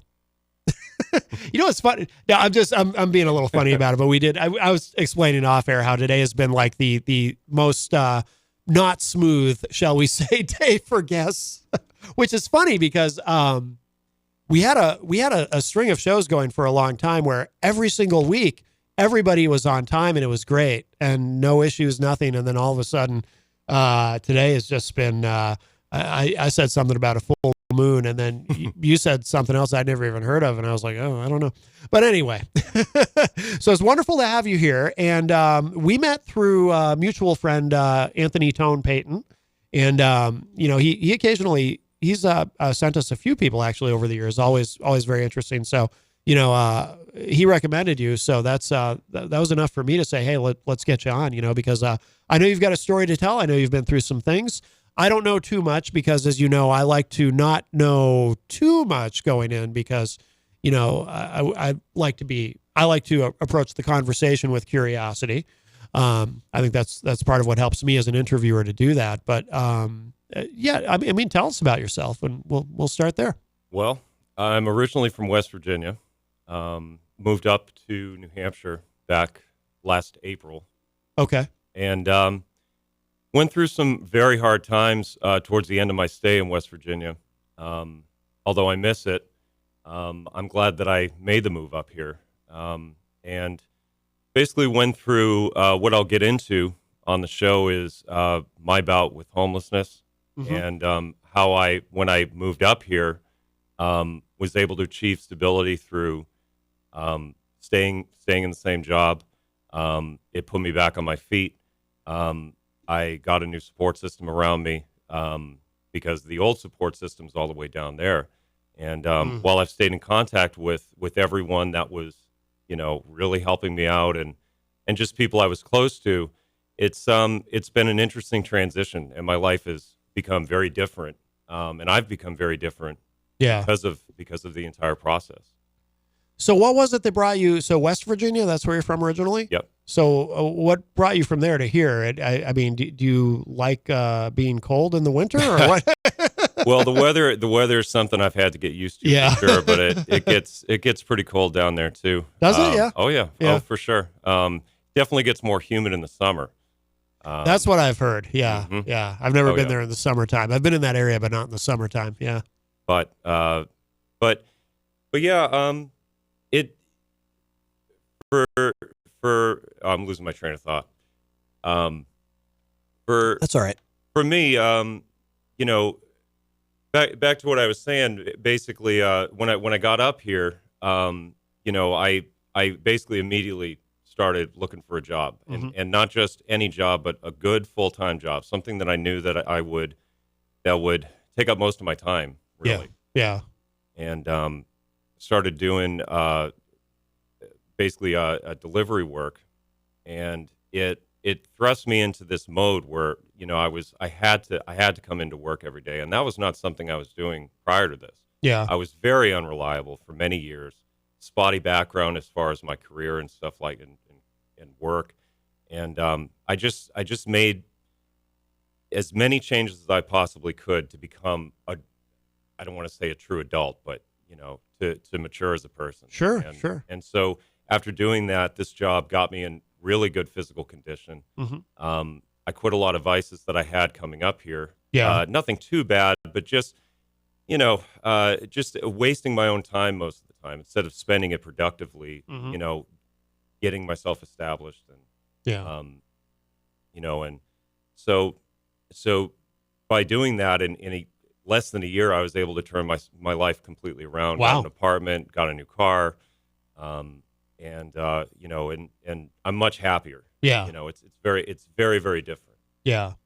So coming up here, so you were able to really turn things around. You know what's interesting to me about that is because a lot of people will say, and I'm sure some people will wonder, what was it about it that was about being here that helped you to do that? Because the Northeast is expensive. And I don't know what it's like in West Virginia exactly, but I would assume the cost of living is less there than here. Absolutely. Especially when you talk about housing, and housing's a problem all over the country, but certainly, especially in the Northeast. So that's interesting to me that why were you able to do that here and not there? And what was it that you really, because the other thing that's interesting about this too is that sometimes people move. I've known a lot of people who've packed up and moved to a new place because they think that if they do that, that it's going to help them solve all their problems. And then I look at them and I say, well, there can be value in that for people. Sure. A new environment in some instances, but sometimes too, people do that and then they realize, oh, my problems are portable. I have all the same problems here that I had there. I took them with me. Oops. Right. People, because sometimes people trick themselves into thinking, new environment, I'm going to be a completely different person because I'm in a new place. And it doesn't tend to work that way. But in your case, I mean, you took that and you made that work. Like, why? Well, that's a good question. And I'll start by saying this, that one of the reasons that I came up here is that I have family up here. Yeah.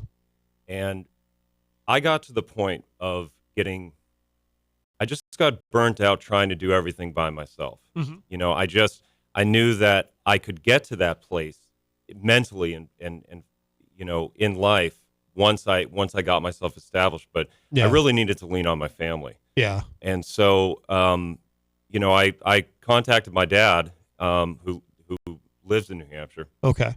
And I told him what was going on, that, here's the second time around where I'm facing homelessness, had a breakdown in the situation that I was in. Here we go again. And he said, well, why don't you just come up, Justin? Yeah. And, a few years prior to that, I had kind of planned on moving back to New Hampshire, or moving up to New Hampshire, I mean. Oh, okay. And to just basically spend more time with him, too, to spend more time with my father. Yeah. And so I said, all right, you know what, I'm just going to do it. And, I've moved before, and, and it always kind of just works out, but you got to take the steps, yada, yada, yada. Of course. But anyway, so I did that. And he was a big part of the support system that I had. And it wasn't that he did anything, I don't want to say extravagant. It was just having his presence and the pressure of having my father as an adult. I'm going to be 40 in another week. And, and I just didn't want to let him down. And having that pressure really helped me to just honestly get up for work every single day and just do what I needed to do. Yeah. And then by the end of the day, I was dog tired, and he was dog tired because he's still working at that time. Sure. Retired, but finding things to do. Yeah. And it just was, it was something that I hadn't experienced in many years. I mean, I've been estranged from my family for a while, and being able to come back up here and spend that kind of time with my dad and do these essential steps to get myself, going, is really what did it. Yeah. Sometimes I think, having somebody believe in you is, because I think a lot of people who fall through the cracks, it happens because it's hard to believe in yourself if nobody else believes in you. And your dad obviously did believe in you. Yeah. And then, so when someone believes in you, you feel, I think you described it well when you talked about that pressure. when somebody believes in you, you don't want to, because human beings to varying degrees, but I think something that is in most people is we don't like letting other people down. We don't like disappointing people. So we try not to. So if nobody believes in you, then it really doesn't matter in the sense that, well, you have no, you can let yourself down. People almost are more comfortable with letting themselves down than with letting other people down, right? So if you have no one to let down, then what does it matter, right? I think that's the mindset that a lot of people get to. But if you have someone who believes in you, even if it's only a little bit, that can make a huge difference, because then you don't want to let them down. You don't want them to feel foolish for ever having believed in you. You don't want you don't want them to be upset with you, all that goes with that. So it sounds like having your father believe in you, that gave you a reason to make sure that you didn't fail. Well, that's right. And, another part of it too is accepting the help. And I think it's a lot harder. I mean, in my 20s, it would be easier for me to, or even younger, it'd be easier to accept help. But admitting that I couldn't go on my own anymore was really hard. Yeah. And I'm glad that I just admitted and what would you say, confronted these things about myself and said, okay, I need help. Yeah. And took the help and then made the steps on my own. Yeah. But yeah, the pressure, I think it's important to use pressure and fear to your advantage, and know that it's your friend. It's an extremely powerful force that can motivate you in the right direction. Yeah. Yeah, absolutely. I think we tend to think of, some people I think tend to think of, well, fear is bad and you should have no fear. And I think the way you put it is good, because it can be your friend. I mean, obviously fear, you don't want to go through life afraid of everything. And of course, fear can be extremely harmful. Fear can keep you from achieving things, because fear can stop you from trying things. That's right. But I think also, it can be your friend in that, fear of, fear, for example, use fear to motivate you in terms of achieving financial objectives, because maybe you have a fear of being homeless again, or a fear of starving, or or a fear of letting other people down. Yep. And so any of these things can be positive. Fear, pressure, stress. People talk about stress, and people say, "Oh, I just want to not have any stress." Right. Well, you actually do want to have a little bit of stress. You don't want to have stress to the point where it's unhealthy, but some stress is good. Some stress is positive, because you want to be challenged. People say, "Oh, I just want everything to be easy." Well, people think they want everything to be easy. You don't want everything to be too hard, but you don't want everything to be too easy either, because of the way humans are, the way we're wired, the way we're conditioned. Right. We do need some degree of challenge in our lives. Otherwise, we get bored, we get complacent. I think humans are like sharks. When we stop moving, we die. That's right. That's why people who, for example, it's a little bit of a side street, but there's no shortage of data that shows that people who retire, and just retire completely, like they don't stay active and passionate about something, die earlier than people who retire from whatever their full-time career was, but they still have things that excite them. Maybe they work a part-time job. Maybe they find a new career. Maybe they volunteer somewhere, in New Hampshire.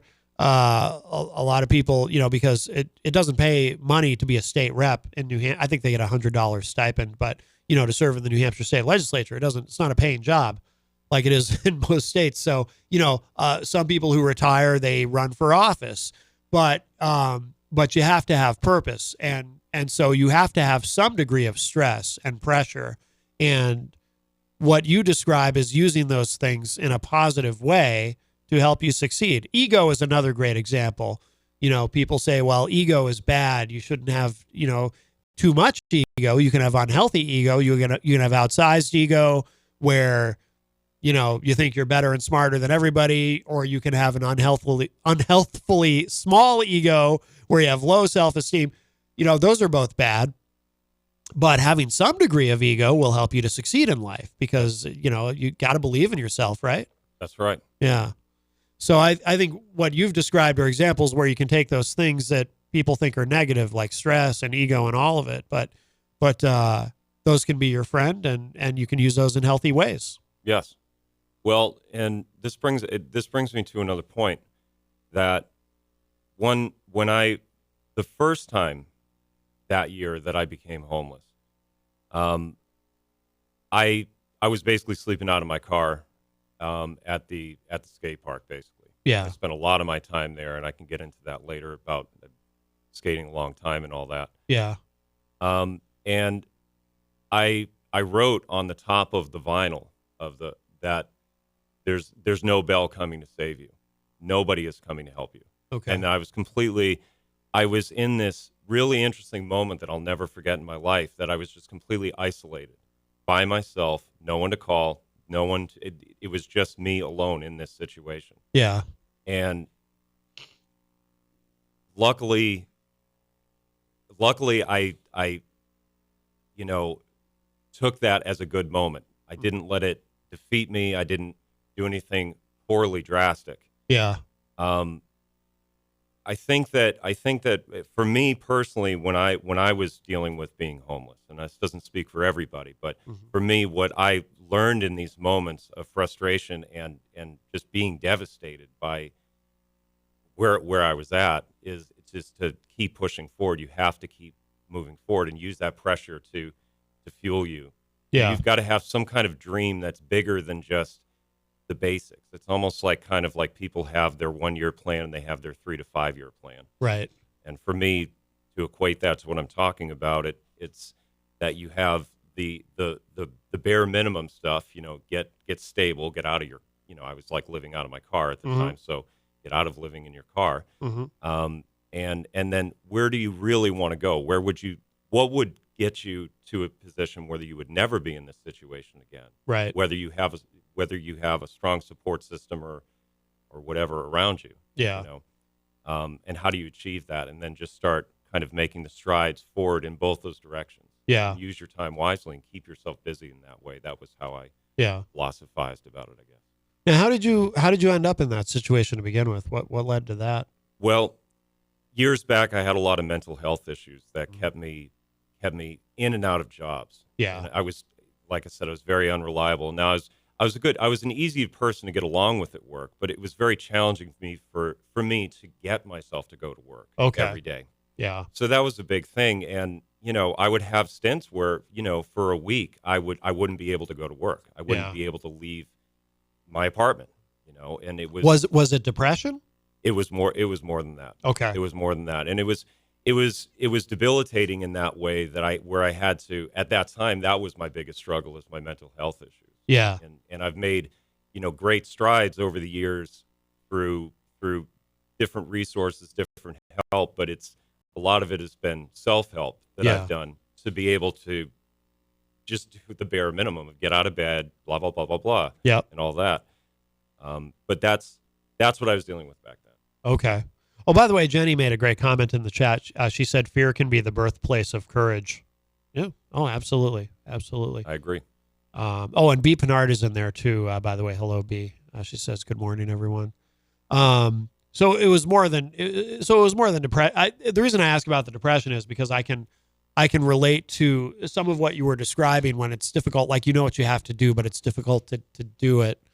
I'm someone who's, I'm technically undiagnosed, but I've struggled with what I believe to be clinical depression my entire life, or at least going back to when I was a teenager. So I know that sometimes, there are things that you should be doing that are good for you. It becomes like, where it becomes a catch-22 is with exercise, because there's no shortage of data and research that shows that exercise is the single best way to fight depression.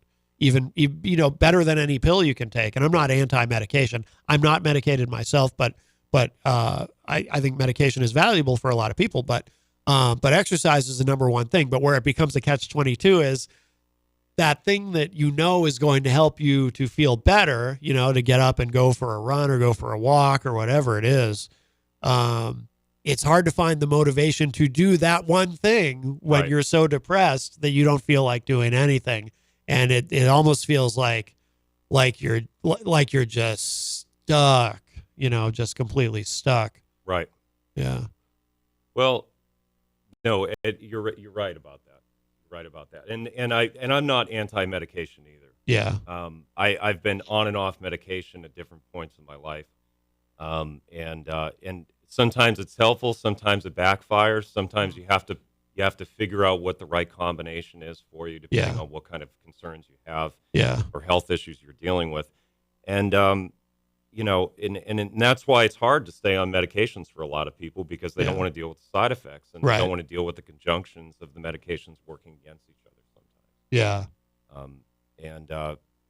But to your point, absolutely, exercise in almost in any form is a good thing. Yep.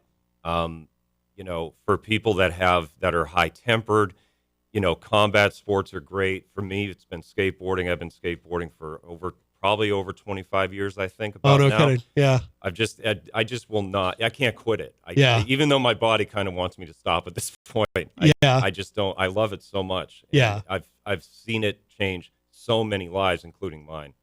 Well, yeah. So I'm curious about that. I'm curious about the role that's played. Yeah. You alluded to it earlier. Yes. Oh, I'd love to talk about that. Yeah. Please. Well, I started skating back probably when I started 14 or 15 years old, but I had dabbled with it a little bit here and there when I was younger. I've always been into like individual sports, whether it was swimming, diving, gymnastics. I've always been into some kind of extracurricular activity outside of scholastics. Yeah. And things. But for skating, as far as skating goes, I've met all my best friends through it. I've had some of the best times of my life on trips and solo times with it too, because it's an inexpensive activity you can get into. Yeah. Almost anyone can do it. I couldn't. Trust me, I'm a klutz. I have the manual dexterity of a baboon. I'd probably end up in a full body cast if I had ever tried it.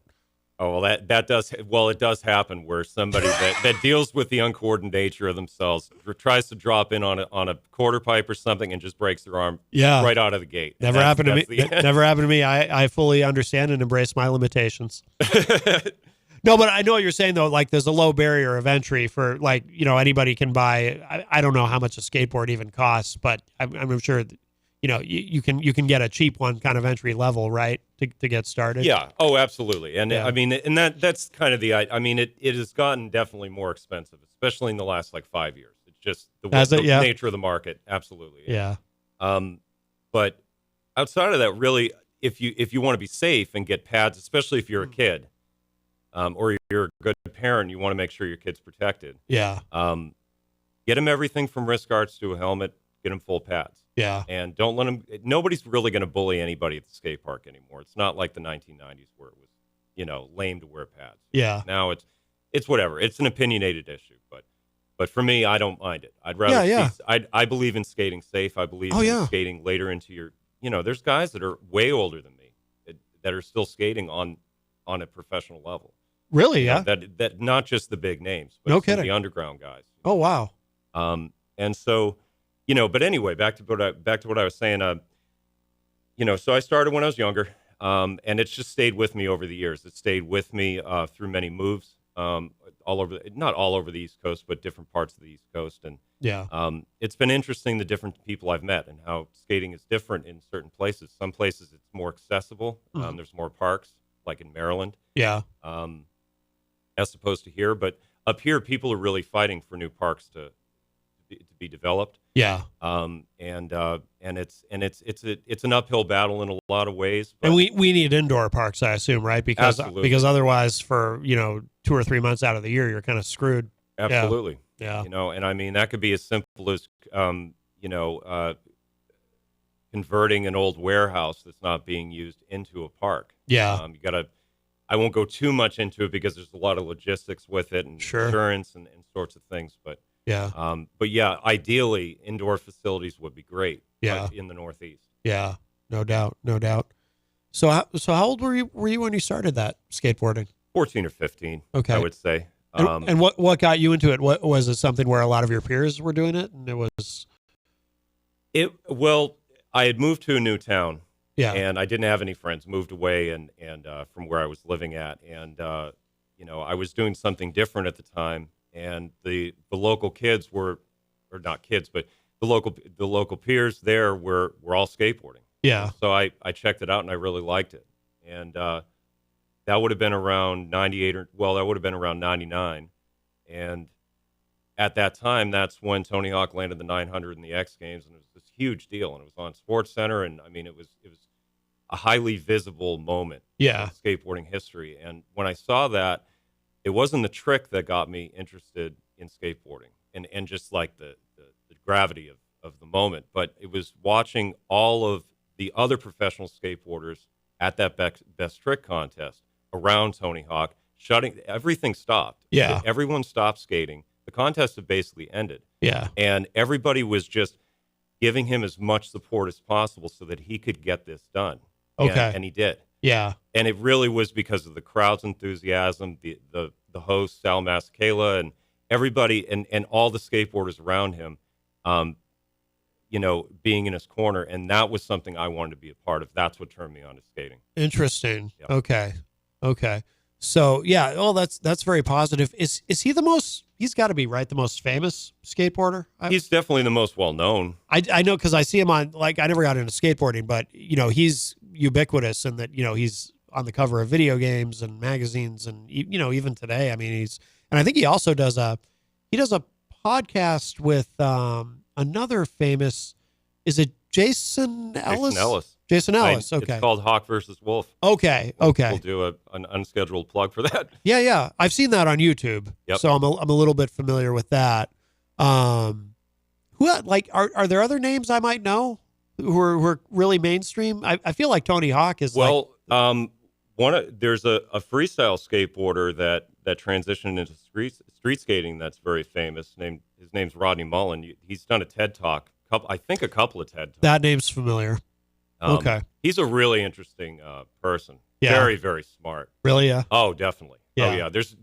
And that with Rodney is completely different from Tony and completely different from other influential skateboarders. They're all individuals, and that's another thing that I really like about skating. Yeah. It really is. When at that age, being 15, I was looking for my identity. Yep. At that time, I was not, removed from that crisis as a teenager. Yeah. And it really it helped me develop so much character. Yeah. Just like it did for these guys. Yeah. No, that makes sense. Did you ever do it professionally, or? Never professionally. Okay. And honestly, it's because I'm not on that level. Yeah. But I love it though. Yeah. That's the thing. Yeah. So you started that when you were pretty young. Were there periods in your life where you had gotten away from it completely? And because I'm wondering if that, and did that play a role in kind of those times where things got pretty tough, where you were homeless and so forth, or how does that fit in? Ooh, well, there's two answers for that. One is that I have taken a few breaks. Okay. From skateboarding. One was when I was in college. And I was a psych major and a biology major. Oh, no kidding. Yeah, and it took up a lot of my time. And Yeah. I was very into that, and it was very goal-oriented at that time. So I just didn't have the time for skating, so I kind of just set it aside so that I could focus on being the best student I could be. Yeah, makes sense, yeah. Mainly because I have all kinds of learning disabilities. So no kidding. Yeah, for sure. And outside of that, and then the other time I took a break for a little while was when I got into martial arts. Okay. And so that was something where I still skated from time to time. Yeah. But most of my free time was just taken up with training. Yeah. What martial arts? What discipline? Muay Thai. Okay. And a little bit of judo. It was kind of different things. I ended up just falling in with this crowd that they were all different, had different martial arts backgrounds. Yeah. Oh, that's interesting. No, the diversity of that is interesting because I used to do for about 5 or 6 years. I did Jeet Kune Do, and as you know, it's a mix of everything. That Bruce Lee kind of put threw everything into the pot. Although we kind of focused on the two things that we did the most of, which were my two favorite things, were kickboxing and just jujitsu. Which I loved. But it sounds like so you had like your exposure to it was pretty diverse. So it sounds like, which is cool. Yeah, it definitely was. And it was, we all got along. Yeah. There was definitely a competitive nature to it, which made it fun. Yeah. And I was kind of their guinea pig. They really? would just see how techniques would work out if they performed at full speed with me, and I just would hit the ground hard, hard, I can relate. Yep, I can relate to that. Yep. I have a lot of respect for that you studied Jeet Kune Do. I'm a big Bruce Lee fan. Yeah. And who's not? Yeah. But absolutely. But yeah, those are the two periods of time that I paused skateboarding. Yeah. But when I was homeless, I skateboarded more than I normally would. Okay. For sure. So when you were homeless, because you talked earlier about, the importance of not giving up and being able to formulate goals in terms of where you would rather be, where you want to be, and ultimately getting to a point where you're not going to be in that position again. Yeah. Had you not had skateboarding, do you think that, it's a hypothetical, but had you not had the skateboarding, do you think you would have given up? Do you think you would have fallen into that hole where there's no coming back? I think for me, I would have, I hate to say that I would have crumbled under the pressure. For me, by nature, I'm a very strong-willed, independent person. Yeah. And it's not that I wasn't going to let that situation of being homeless and destitute keep me down, but it was heavy. They were rough times. Yeah. Yeah. Could have been a lot worse. Sure. For sure. But if I didn't have a car, that would have been. Yeah. I really feel for everyone out there that is experiencing true homelessness. Oh yeah. But for me, skating kept me together. It kept me continuing to be sober from alcohol. Okay. I personally, thankfully, I've never had a serious narcotic issue, drug problem, anything like that. Yeah. But alcohol is definitely a vice. Yep. For me. Yeah. And it kept my spirits up. It kept me something to focus on when I would get up in the morning and I would try to prepare things. Yeah. I basically was sleeping at the skate park. It was what's called the DIY, do-it-yourself skate park, where it's built by, I was one of the people that helped build some things there. Oh. But it was already existing when I got there. Yeah. And so it was a safe place for me to be able to sleep and park my car at night. Oh, okay. Not the worst area, but pretty rough. Yeah. You got to kind of know where to go. Yeah, of course. Where are you staying for the night? But it definitely helped. It was it's been my biggest ally throughout all the challenges I faced. Yeah. So would alcohol be the biggest challenge? Is that? No, my own mind was the biggest challenge. The mental health. Sure. Well, not just mental health, but just getting in my own way. Yeah. And letting my fears and oppositions I feel are against me get too much in the way. Yeah. Skateboarding fills me with a fire that helps me push forward through pain, emotional pain especially. Yeah.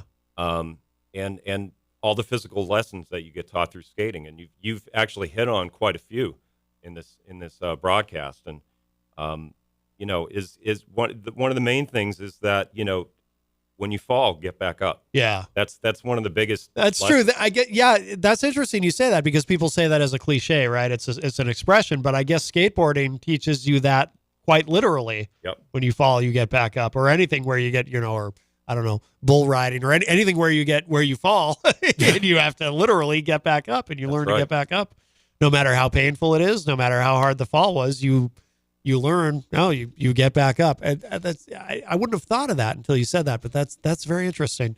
Is there, I would assume, and again, I've never skateboarded because, it would probably kill me. I'm that clumsy.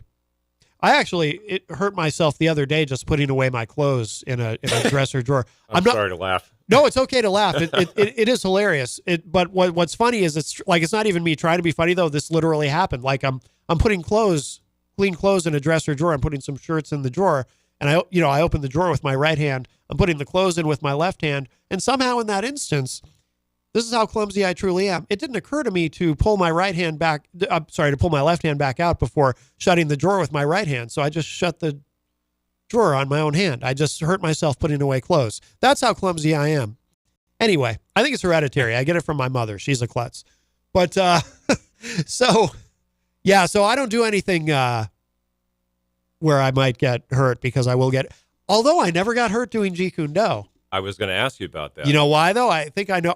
In fact, as clumsy as I am, I've never broken a bone. I've never fractured anything or sprained anything or anything. But I think it's because I'm so cognizant of my own clumsiness that I think it keeps me from seriously injuring myself. You know what I mean? Yep. Like I'm always very cognizant of it. So even doing Jeet Kune Do, like I mean, I probably lost every match I ever had against anybody, just sparring, but I was always very cognizant of what not to do to hurt myself. So I think that's kept me safe in a sense, but it's like my own sort of mental bubble wrap that I've wrapped myself in, even cutting food. Like if I'm using a knife to cut food, I do it very slowly and deliberately so I don't cut my fingers off. But anyway, I would assume, though, that there's also a kind of a meditative aspect to skateboarding. Absolutely. Because when you're skateboarding, and this is something, I don't know if you know this about me, but I'm also a hypnotherapist, and I often talk to, because meditation and hypnosis, they're really the same thing, but all hypnosis is meditation, and all meditation is a form of hypnosis. But when you're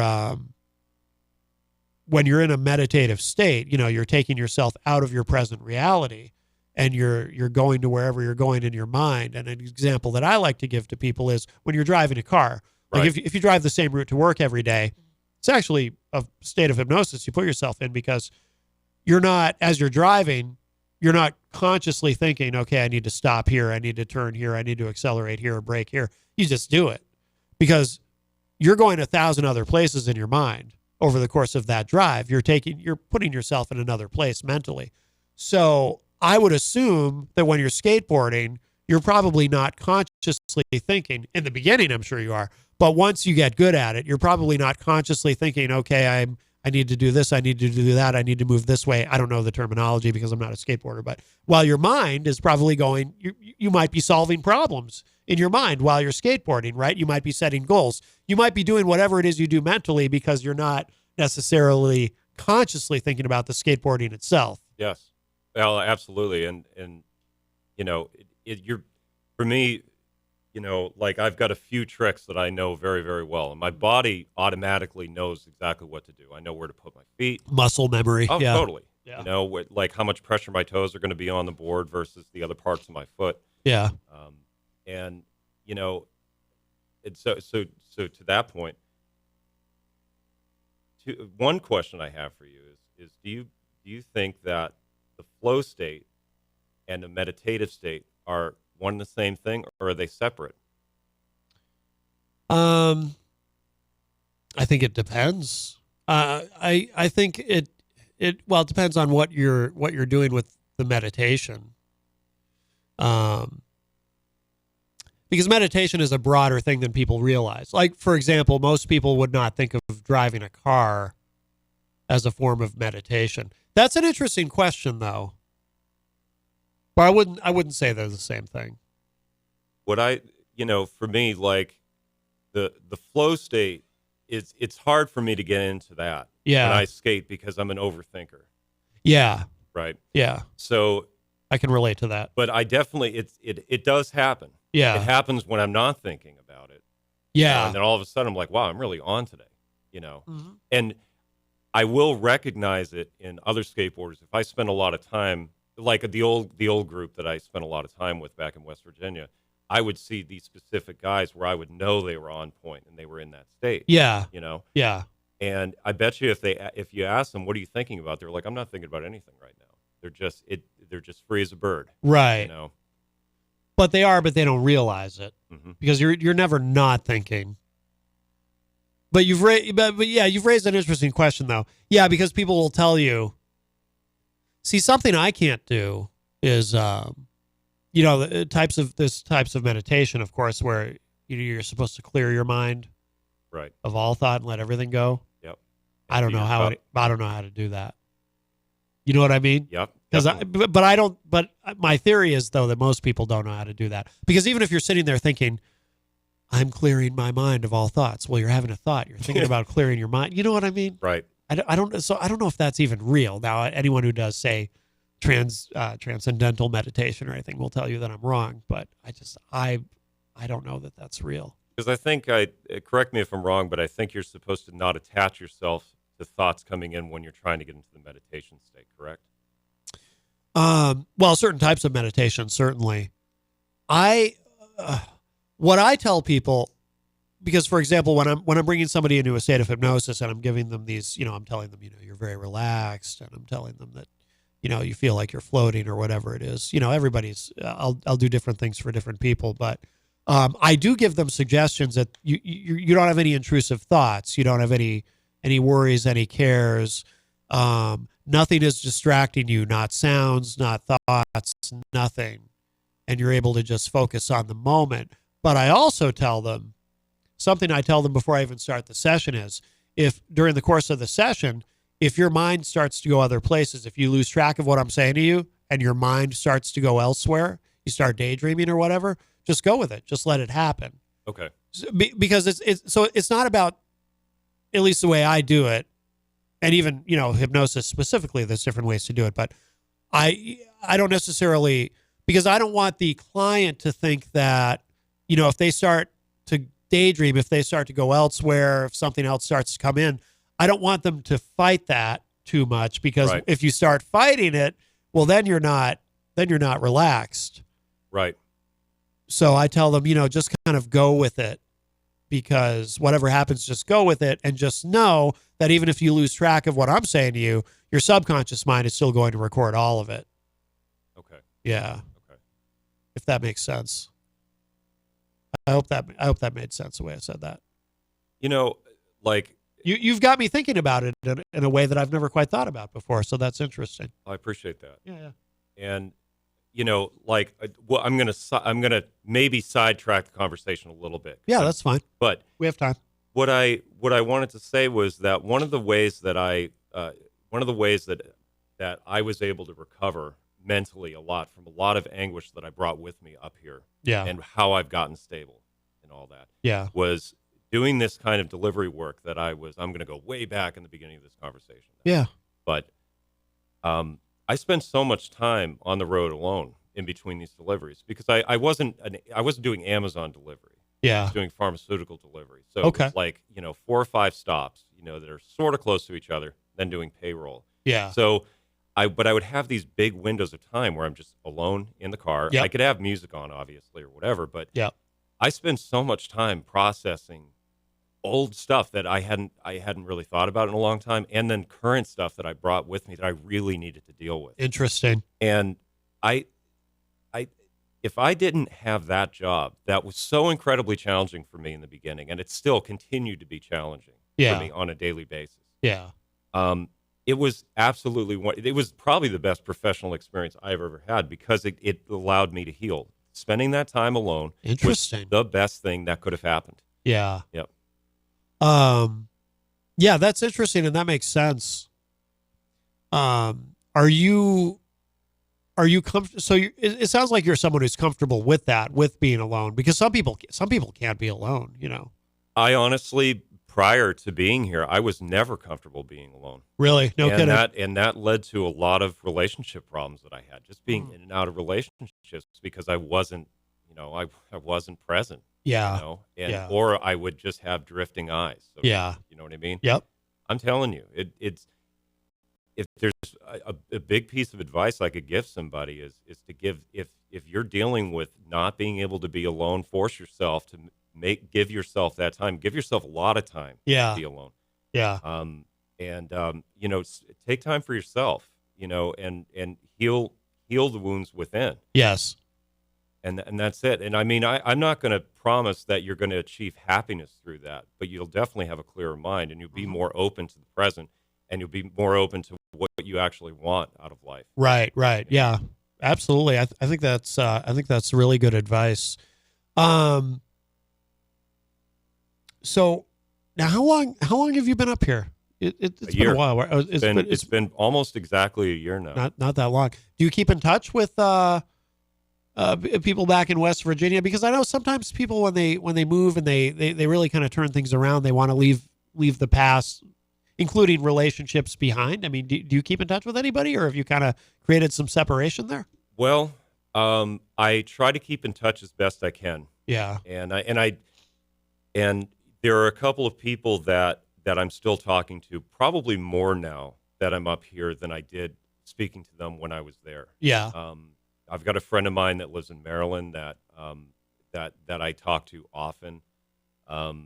But as far as, like ex-girlfriends and things like that, not really. Yeah. I think it's important, especially now that I'm in a relationship and I'm in a committed relationship, to turn that page and not allow myself to keep the past present, super present in my life. Yeah. That's one way that I've definitely grown through this experience. I definitely was not a very committal person. Okay. I wanted to, but I really couldn't. I just didn't have, I guess, the maturity level to do it. But really, it was about choices, I think. Yeah. And, moving into the future, I've just chosen to be the kind of man that I would be proud of, and to honor the person that I'm with. Yeah. Regardless if it works out or not in the future. Right. Right. I believe it will.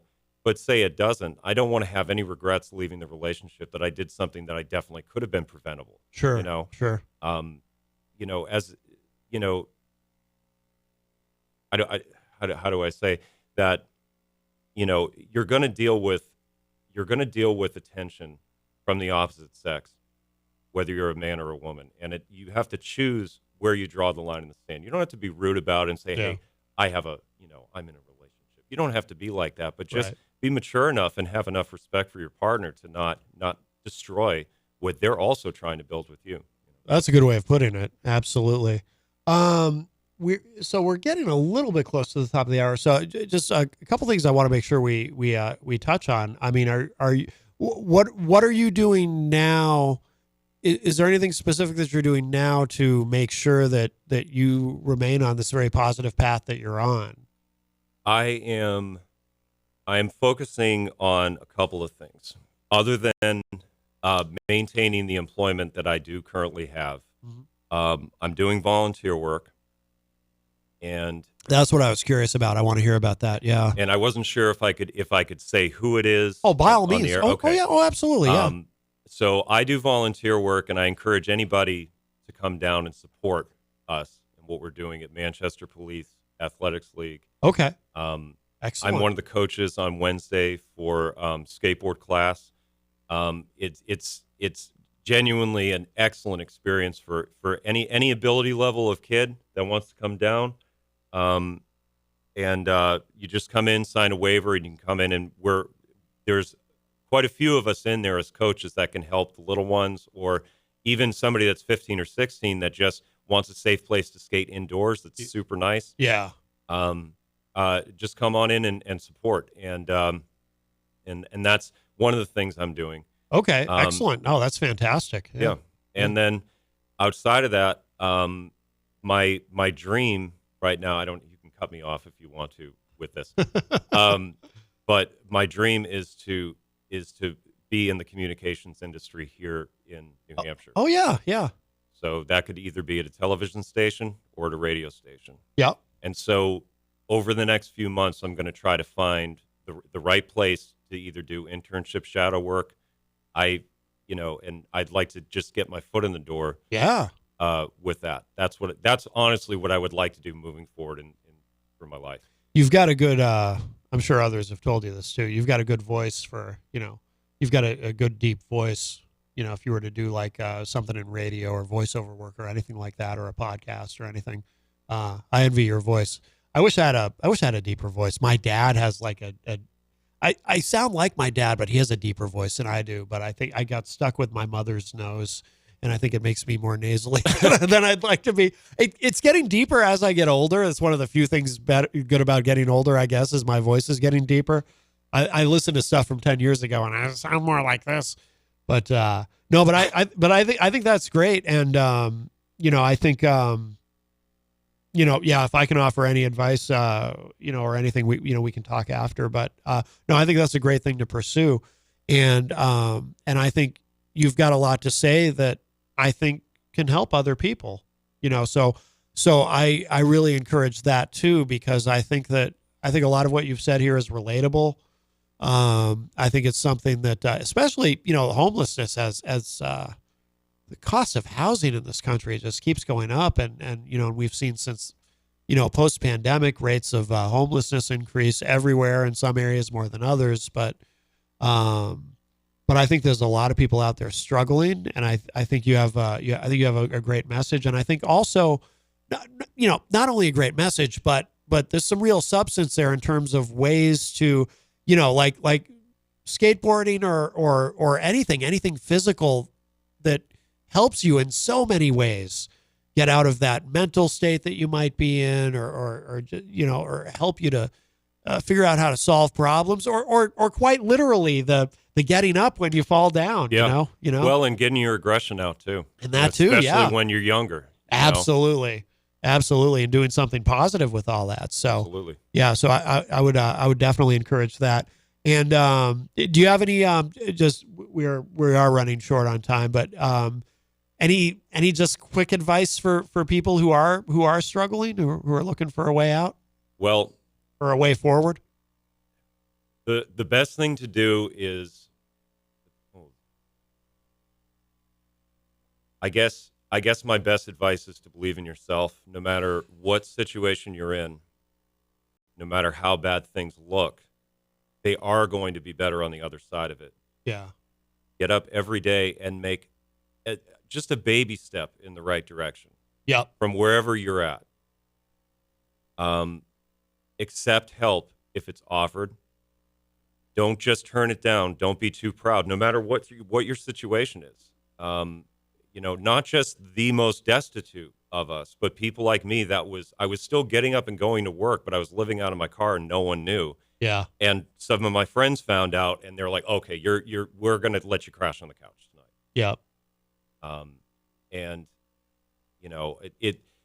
I don't have enough time to thank all the people that helped me out back then, but it was because I was accepting their help, and I was also staying away from things and people that I knew were going to make things worse. Yeah.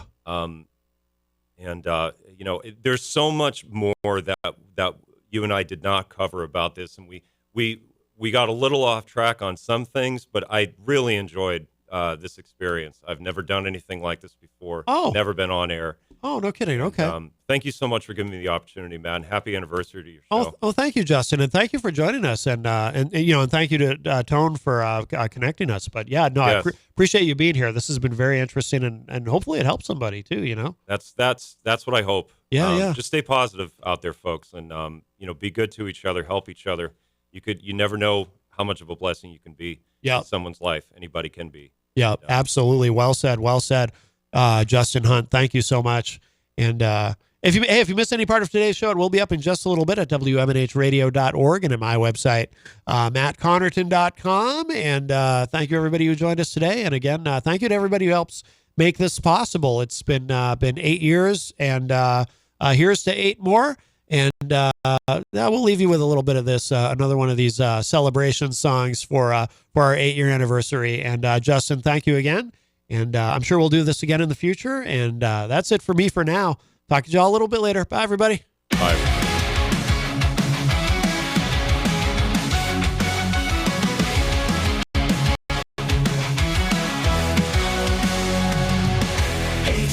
Feels like a road breaking free. Voices ignite, sparking up electricity. The airwaves loud, we call it the storm. A rebel's anthem, a legend is born. From the sad clouds where passions are true.